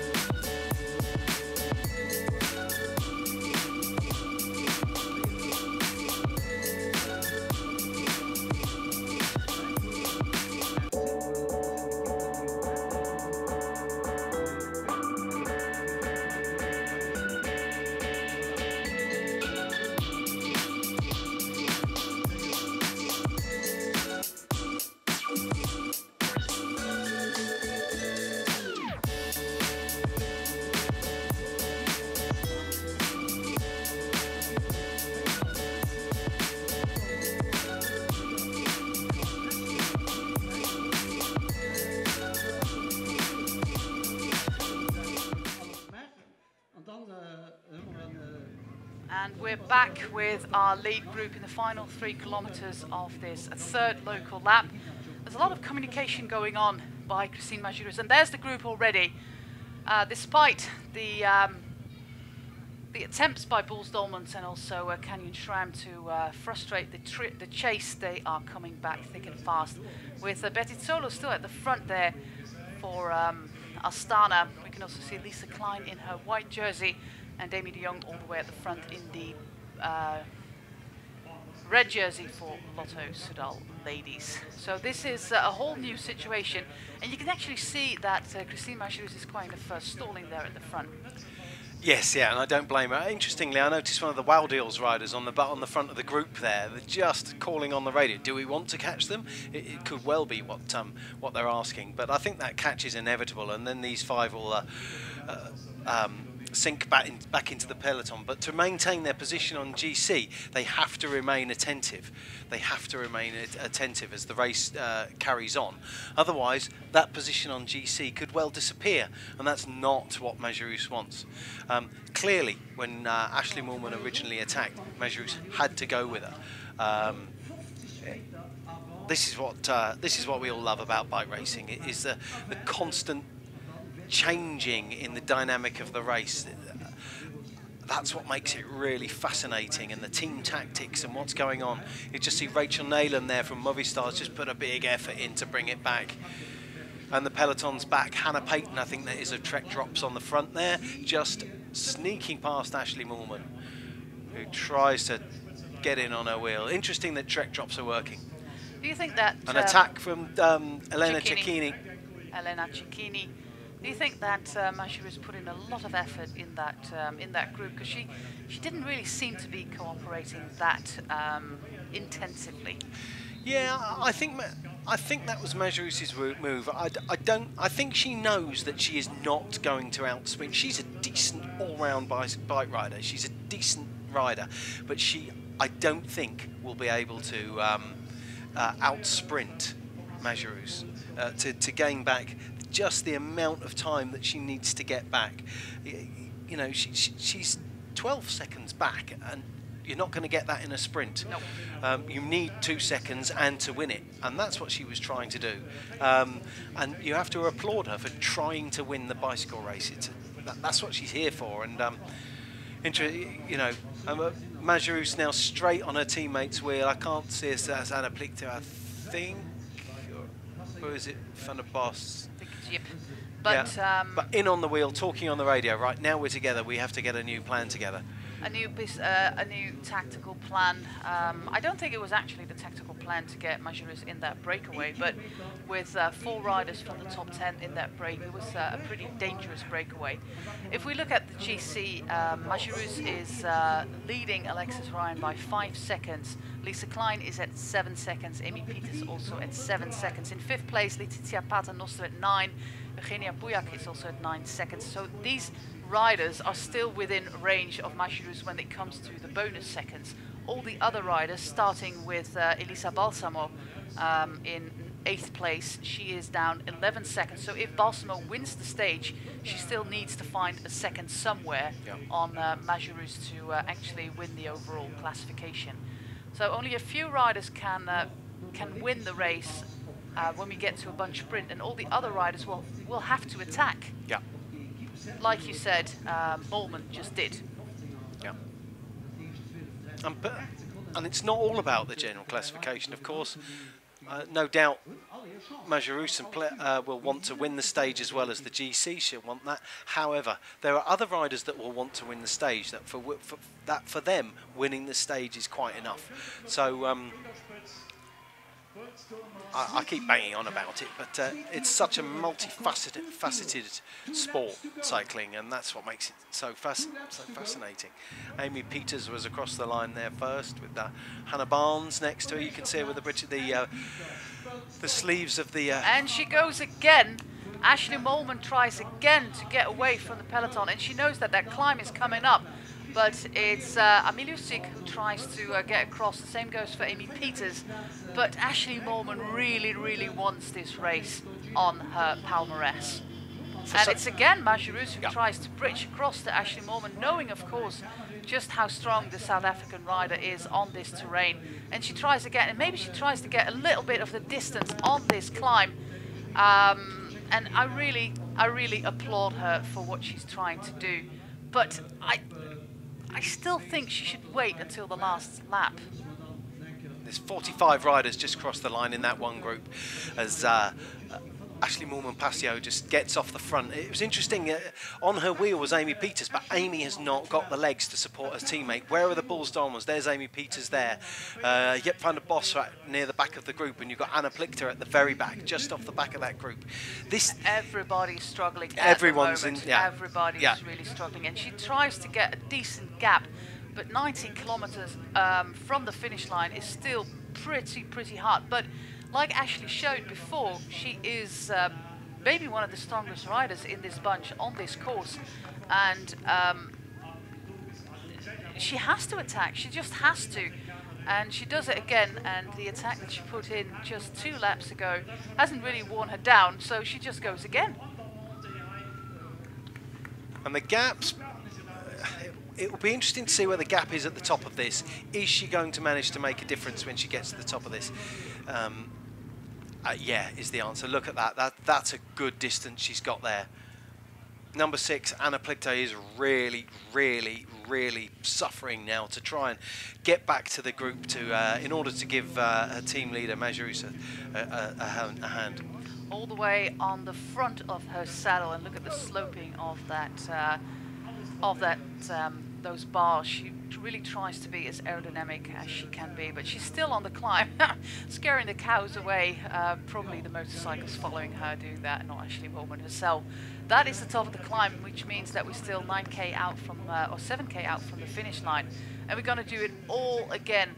Last 2 laps, when she was on the attack, she had the help of 4 other riders, though I should mention that she did most of the work herself. That's a good gap. Bikes in between. This could win her the race. This effort could win her the race. But it's in everyone's interest to chase it down. Oh, look at the wear on the faces of these riders. And Plichter has come through all the way off the... No, Plichter's way off the back. And is that Jep van der Bos? Anoushka Koster, Jep van der Bos, and also Elena Pirone with number 53. The junior world champion is struggling. Of course, this Ashley Mollman-Passio, the South African rider, has got a wealth of experience. But sometimes I have the impression that she tries to attack a little bit too much, and that too aggressive, and that she sometimes should just wait a little bit. Judging from that peloton behind her, it seems like it's Demi de Jong all the way at the front in the red colours of Lotto Soudal. And that this Ashley Moolman maybe should imply a little bit more of the waiting game and then have one furious attack to go and take it.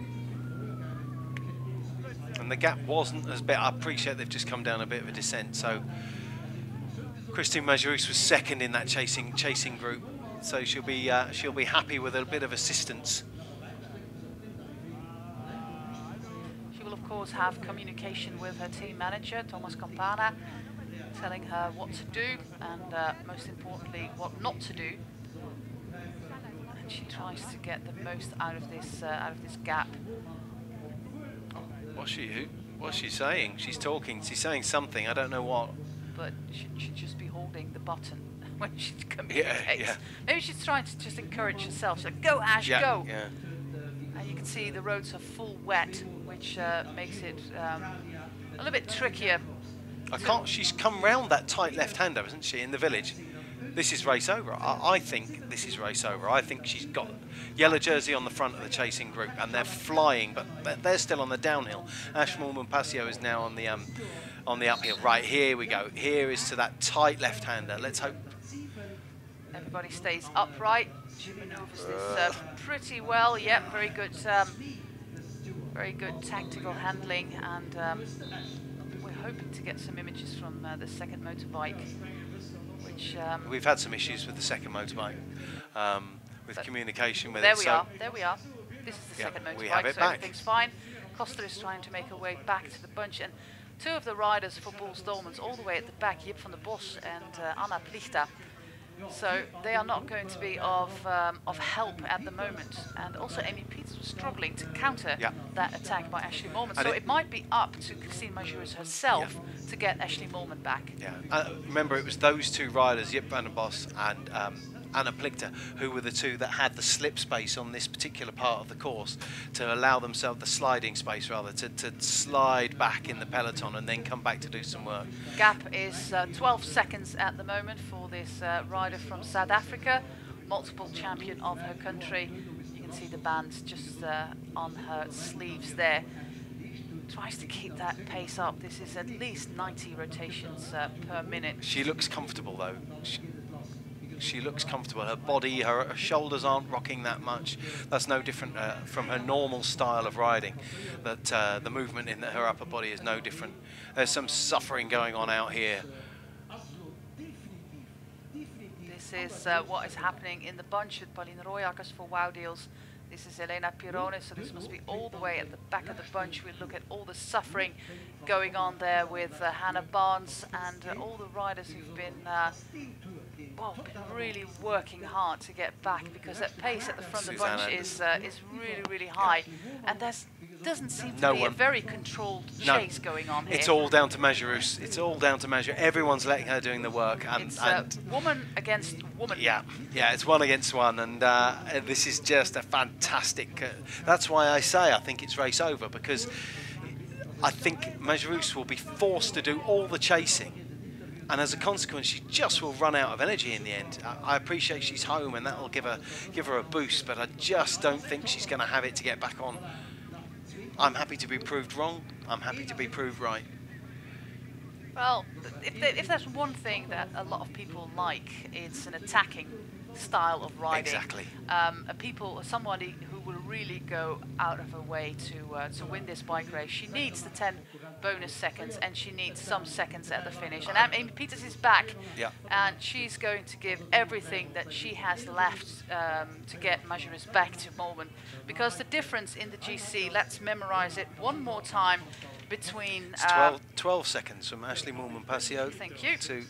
To so basically, she needs a gap like this, because Majerus could could come in second, take 6 seconds, and that still would not have won Ashley Moolman this race. No. So Ashley Moolman needs a comfortable gap. Well, if she's got 12 seconds, she'll get a 10-second gap. She's in. She's in. So it's all speculation. We will know on the finish line. We still got 15k to go, and thank you very much everybody for tuning in to this very, very exciting final of this race. We're going towards the finish line for the final 9.8 lap, which will be the 5th and final time we're going to do the Côte de Garniche, and also that climb that comes afterwards. This is a very tricky part for Ashley Moorman. This is where the wind will be a headwind for her, and her being on her own, not having the comfort and the shelter of the peloton, will make a difference. Yeah, yeah. But she's still not slowing down. No, but still, the peloton are leaving it to Bulls Dolmans, which is the very conventional method of racing. That they're leaving the race leader to make the difference. But and also, you could argue that Canyon Schramm yes. with Alexis Ryan in second place, only 5 seconds down, are also obliged to chase, because if they're not helping the chase, Alexis Ryan won't have a shot at the stage, and she won't have a shot at the overall. Yes, well, exactly, and it looks to me that Canyon SRAM have more of their team in that chasing group than Bulls Dolmans do, so they can preserve the legs of Alexis Ryan in order to get her back on. But you know, we're not quite seeing enough of that chase at the moment. I'd like to see a little bit more of the front of the chasing peloton, and so we can. Yeah, you also have to. We can't put a bike in between 12 seconds. That's no, part of the problem. that's very sure, and we cannot. If you put a motorbike just in between Ashley Moorman and the peloton, that will benefit the peloton.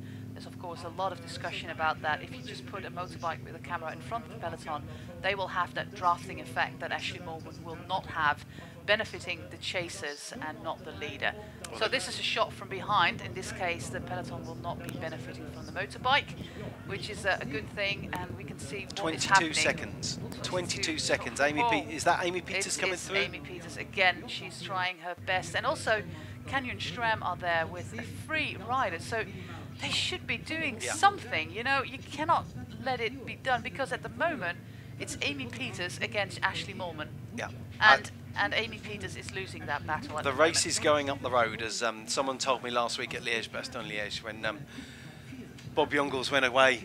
There are 4 Canyon Schramm riders there. Yeah. Just let Cecchini just let her help with the chasing, because if this gap goes up to 40, maybe 45 seconds, this race is gone for Canyon Schramm and also for Bulls Dolmans. So Canyon Schramm do not have the luxury to just be sitting on Christine Majerus' wheel. They have to contribute to this chase, or else there will not be a sprint. Unless, of course, they're just looking at second place again. But you cannot be happy with second place if Alexis Ryan still has a shot of winning this race.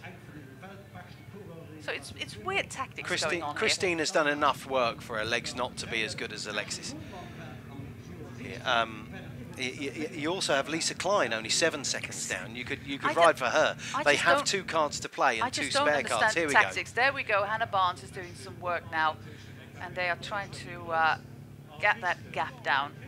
I think Majerus is almost at the end of her strength. Yeah, on the end of her tether. Yeah. And this woman is still going strong. I have so much respect for what Ashley Moorman is showing today. Endless attacking, and well, she might prove me wrong with my theory that this attack was way too soon. Lovely, lovely, easy pedaling style. Look how high her cadence is. You know, she's not grinding at the pedals whatsoever. It's not quite a Sunday afternoon out on a club run, but she's taking it relatively easy. Now, there's a bit of a discrepancy between the timings in the top left of your screen, which says 27, and that on the bike, 22. I think we can forgive that. We just adjusted it. Yeah. We go through the town of Dahlem, and if we exit this town, we have the red flag indicating the last kilometer, and then we've got 1 more lap to go. They are closing in now. They are closing in. And Peter's on the front, I think. This is a very tricky turn, and Ashley Moorman cannot be avoiding any risks here. She has to go all out. She has to bury herself now. This is all or nothing, and she'll want this so badly after coming so close in the Ardennes at Flèche-Wallonne, and then an excellent ride at Liège-Bastogne-Liège. She will want this badly. Well, we've got some nice discussion about this tactic of Canyon Schramm.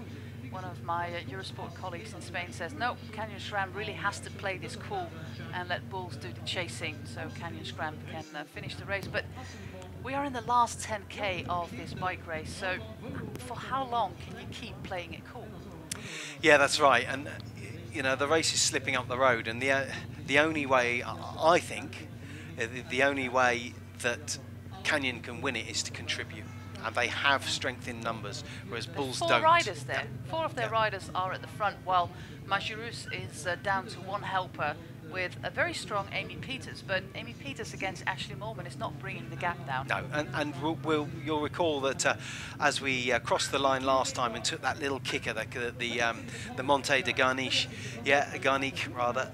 That's where Ashley attacked. Ashley has an advantage on that. Her power to weight ratio, she's a better climber. Ashley has the advantage there. Ashley, even if they caught her now, Ashley may be able to go again. But we'll find out soon what the actual gap is as they cross the line with the feed of the timings. But she's flying. She nearly looks like she's gloriously happy. Yeah, that she's enjoying she probably herself. is enjoying it, but I doubt that's a smile somehow. I think it's more like a grimace. Yeah. That should be a grimace. We're now in the final 200 meters of the penultimate lap. This is stage 2 of the festival. Elsy Jacobs, a 3-day stage race in Luxembourg, very well organized, and Ashley Moorman is giving her all to win this race. She hasn't won it before. She's been on the podium, she's been close, but she hasn't won it just yet. And it's still Amy Peters doing everything to get that gap down. What is the gap at the moment? It's 7 seconds. Yeah, it's 7 seconds. Yeah. She may try again here, but I would suggest she's invested a lot of energy in her last 9.8 kilometres. But again, you know, can they catch her? Can they catch her? Because Majerus the climb is coming. Yeah, Majerus and Peters, they appeared to be on their last legs. This is a fascinating final. We've got just under 9.5 kilometres left to race in the final stage at Elsy Jacobs here in Luxembourg. If Ashley Moorman pulls this off, huge respect to her, but I still feel she put in the attack 1 lap too early. Maybe, yeah. But she's trying again, and she's trying to get the gap up on the climb. Still in the big ring. They are closing in, and so the tactic for Canyon Schramm might prove fruitful now when they bring back. Amy Peters is gone. She's just behind Majerus. Yeah. So they still haven't caught her, we should add, and she's trying to give her all, and they should not be underestimating the strength of Ashley Moorman-Pasio. That's a good representation of just how steep it goes in ramps, admittedly, so there's a bit of recovery space, but it's a pretty decent climb. Hey, but they're professionals, and I'm just a Sunday afternoon warrior. Yeah, warrior as opposed to warrior. Lycra. Yeah. Warrior. No, nothing but respect for these riders, and they're putting on quite a show for you today. And you're watching from around the world. We've got people from Japan, America, Norway, the Netherlands, all around the world tuning in to watch the very exciting final of this second stage of the festival, Elsy Jacobs. And if you're grateful for what the organization does here, not only giving you a very lovely live stream, but also putting on a great race, just say thanks to them and let them know that you appreciate their investment and their effort in women's cycling. You talk about all the people from all around the world, but we haven't had any. Have we had anyone from the UK contact us on Twitter? Or maybe your wife. No, she doesn't. No. Oh, well. She'll say, why were you away this weekend? Oh, never mind. Stoltjens is the one who puts in the final nail in the coffin of Ashley Moorman's attack. But look at Majerus' face. She is absolutely in the depths of despair, and there are still 1, 2, 3, either 3 or 4 Canyon Srams. This is where they might go, with Aliana Amialusik just getting in on. And look at Letitia Paternoster. She's there. And She is there. Buyak is still there as well. Buyak's had to do nothing. Majerus has done everything, and Buyak sits not far behind. Has come third on this course before. She's 11 seconds down. This is a struggle at the back of the group, but this group is only 38 riders strong, so this is the elite of the elite. A little moment to catch your breath here with Amilusik on the wheel of Majerus instantly. It seems like Majerus is isolated yet again, and look at the strength in numbers that Canyon Schramm have. There goes Cecchini. There goes Elena Cecchini with Paternoster on her wheel, and Majerus will have to do her work. I think that is the way to tire the Luxembourg champion. She's on her own now. She's isolated. I've had some conversations with people about boring racing, but I won't get on my high horse just now. No, just leave the high horse on the stable, please.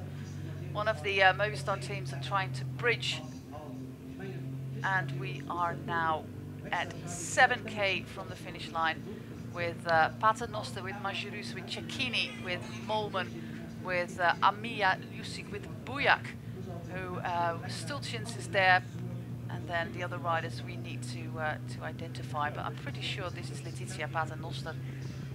And what a race for her, and what a way for us to get to know, well, we saw her race in Bergen, but what a way to get to know this young girl on the big stage. Yes, yeah, absolutely.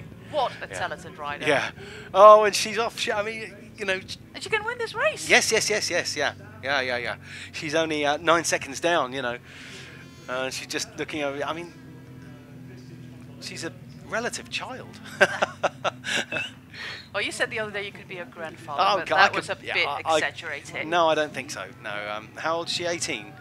Paternoster is 18. Oh. That makes me quite a lot older than her. Yeah, well, we will not elaborate on that. Back to the race with 33 years. Well, you said it yourself. I didn't ask. I did not ask.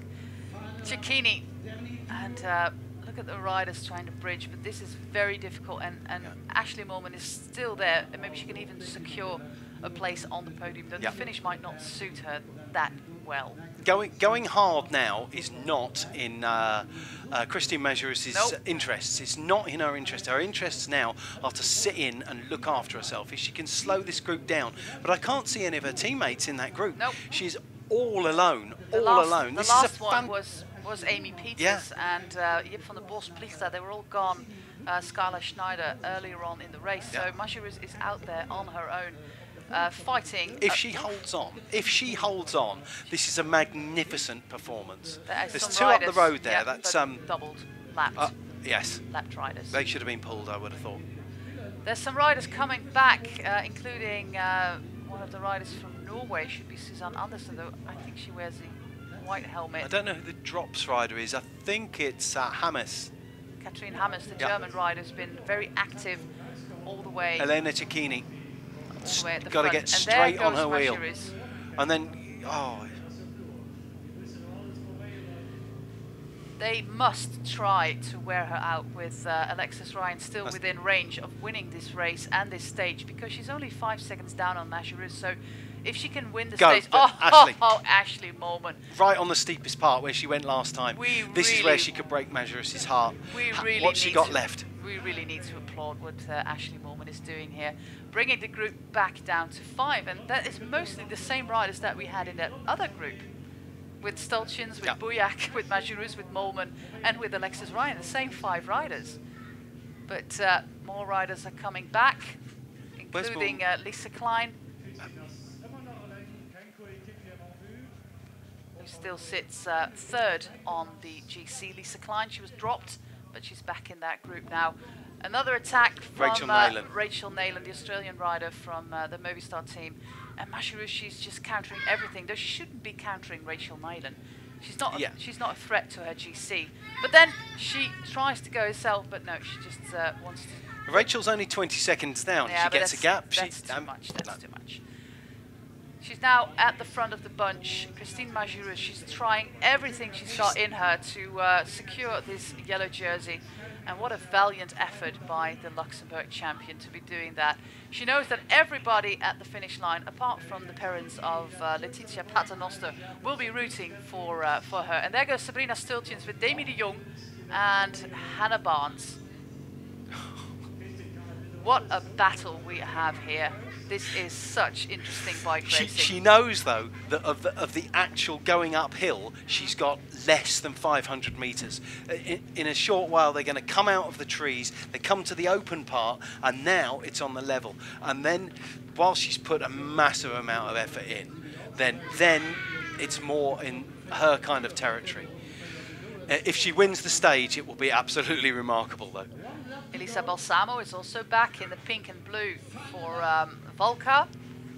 You can see her with the white glasses. Sofia Bertizzolo in the blue jersey is also at the front. A lot of the riders from the Valkar team are in this first group. Who is going to try and attack Majerus? Is Ryan trying to put everything on the sprint, hoping that Majerus will not be second? Because if Alexis Ryan wins the race and Majerus is third, Ryan will win the overall. There goes Amia Lusik. Klein is watching what her teammate does, and Majerus is countering. And everything that Majerus is now doing is has been digging into her energy level and will not be going towards her sprint and those bonus seconds. 12 seconds, Amia Lusik is...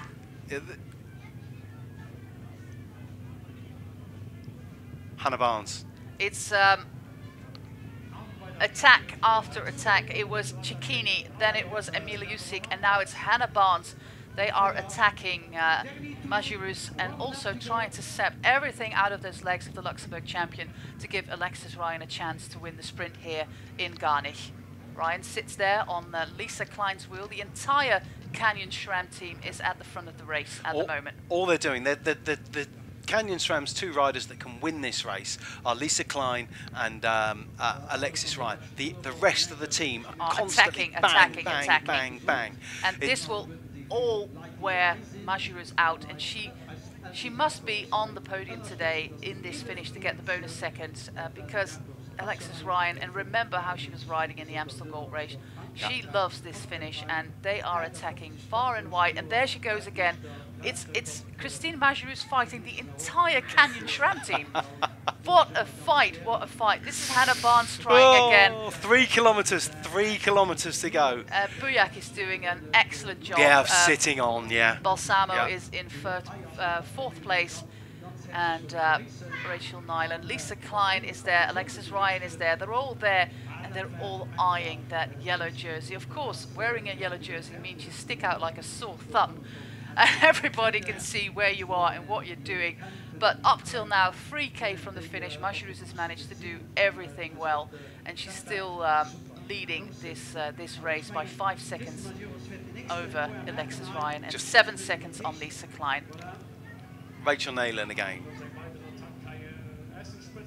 So there's one sprinter we've not seen a lot of, and that is Lotte Lepisto. She's there. Yeah, she's there. Yeah, but she's there. She's not done anything. She's not done. Well, that is something work that she has learned, because Lepisto was always attacking, so much attacking. It's like, okay, just stay quiet, you know. Yeah. Go for that sprint because you're good at it. Looks like Lisa Klein is suffering. To be fair, it looks like she's got the door of the hurt locker open. Now there's a good one. Yeah, well, I'll write it down after the race. Rianne Marcus leading the race for Expersa Food Logics. We also have Agnieszka Skalniak, who was 4th on that finish yesterday. She's sitting pretty comfortable, and look at all the looking that Majerus is doing at the moment. Everybody is looking at her, and she's looking back. And Bujak casually takes a drink on her bottle. Yeah, why not? Yeah. Why not? How depressing. It must be. There we go again. Neyland, is that Neyland again? I think it's she's, the Australian on the Movistar team. Great offensive riding again by Movistar. What a great addition to the women's peloton. Yeah, it's the not Movistar Neyland. team. No, she's not blonde.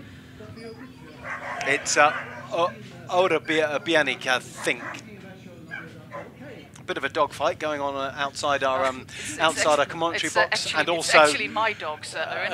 and also my own dogs, and also on the roads, a dogfight going on out there.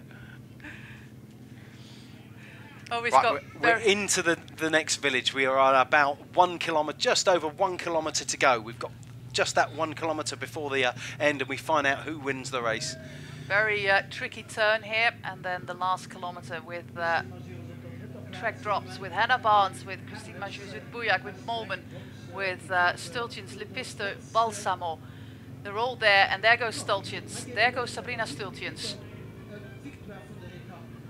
She will try to get away, but Majus is still not tired enough to not be countering this attack as well by the Wout Eels rider. Where is Alexis Ryan? Yeah, they're looking back. You see Hannah Barnes just looking around for her now, just looking around, and she will be. I imagine she will be the rider there.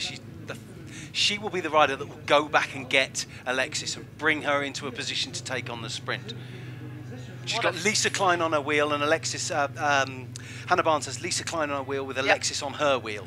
Very, very fascinating and final. Now and now, now we're doing the sprint preparation with Canyon. Hannah Barnes, Lisa Klein, and Alexis Ryan. Oh. We got Hannah Barnes, Lisa Klein, and Alexis Ryan. And on the wheel of Alexis Ryan, the bigger threat for her overall win is Christine Majus. They only are 5 seconds apart. Also Astana with Paternoster there with the braided hair in third place. She also wants to get those bonus seconds. Amilusic now in front of the train of Alexis Ryan. What a fascinating final. Last one in front of Paternoster, and then Paternoster will try to sprint for those bonus seconds as well to land her at 18 years young a podium spot in a UCI race. Final race preparations with Lisa Klein, the German rider, piloting Alexis Ryan. And Majus is, she's losing some positions. Majus is losing some positions and will not be contesting the bonification seconds. This is a very, very difficult situation. Alexis Ryan on the inside, Alexis Ryan on the inside, Balsamo, and it's Letizia Paternoster winning this stage. OMG, is she also winning the race? We have to know who's second and third. But Paternoster, Lepisto, Balsamo, Ryan, Majus. Give me the overall. She wins the race. She wins the race overall. Incredible. Absolutely incredible. 18 years of age. It looks like she's too tired. She can't unclip. 18 years young. Letizia Paternoster. She wins the final stage. Takes 10 bonus seconds. And I'm checking it again, but she wins the race. She wins the Festival Elsy Jacobs. What an enormously bright future this Letizia Paternoster has. It's absolutely amazing. Alexis Ryan comes in fourth, meaning she just misses out on the bonus seconds and just misses out on the overall win. But incredible, incredible racing by Letizia Paternoster, born on the 22nd of July 1999, meaning she is a first-year elite rider. She also won a race last week in the Netherlands, but this was absolutely impressive riding. Sofia Bertizzolo wins the Queen of the Mountains jersey, but the yellow jersey is for 18-year-old Letizia Paternoster. Wow, what a way to burst onto the big stage, and what a bright future this young lady has. Bravo, Letizia. Bravo.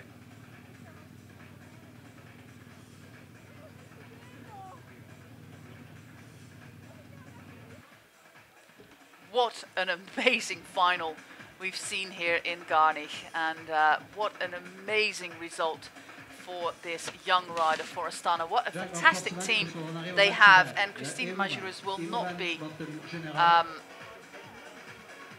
taking a second victory in her home race. Of course, she won the stage in Steinfurt yesterday, but she will not be taking the overall. What an insane final, and what a fantastic final. If you've not been watching this, you have been missing out, because this was racing at its finest. So thank you very much for watching this, and I hope to see you soon for some more exciting women's racing. Next week you can catch some women's cycling live from the Tour of Yorkshire. And we also have some racing from Goik on the last day of the Giro So that's going to be the last Sunday in May, which is also a very exciting race to watch. But Letizia Paternoster just entered the big stage with a huge bang, and she's gonna phone home probably. But this is a rider to watch, and if you're not a fan of her, you're probably a fan after today. Great work as well by the entire Astana team, and they land the victory in Garnich, and they land the overall victory in the Festival Elsy Jacobs. I am out of words now.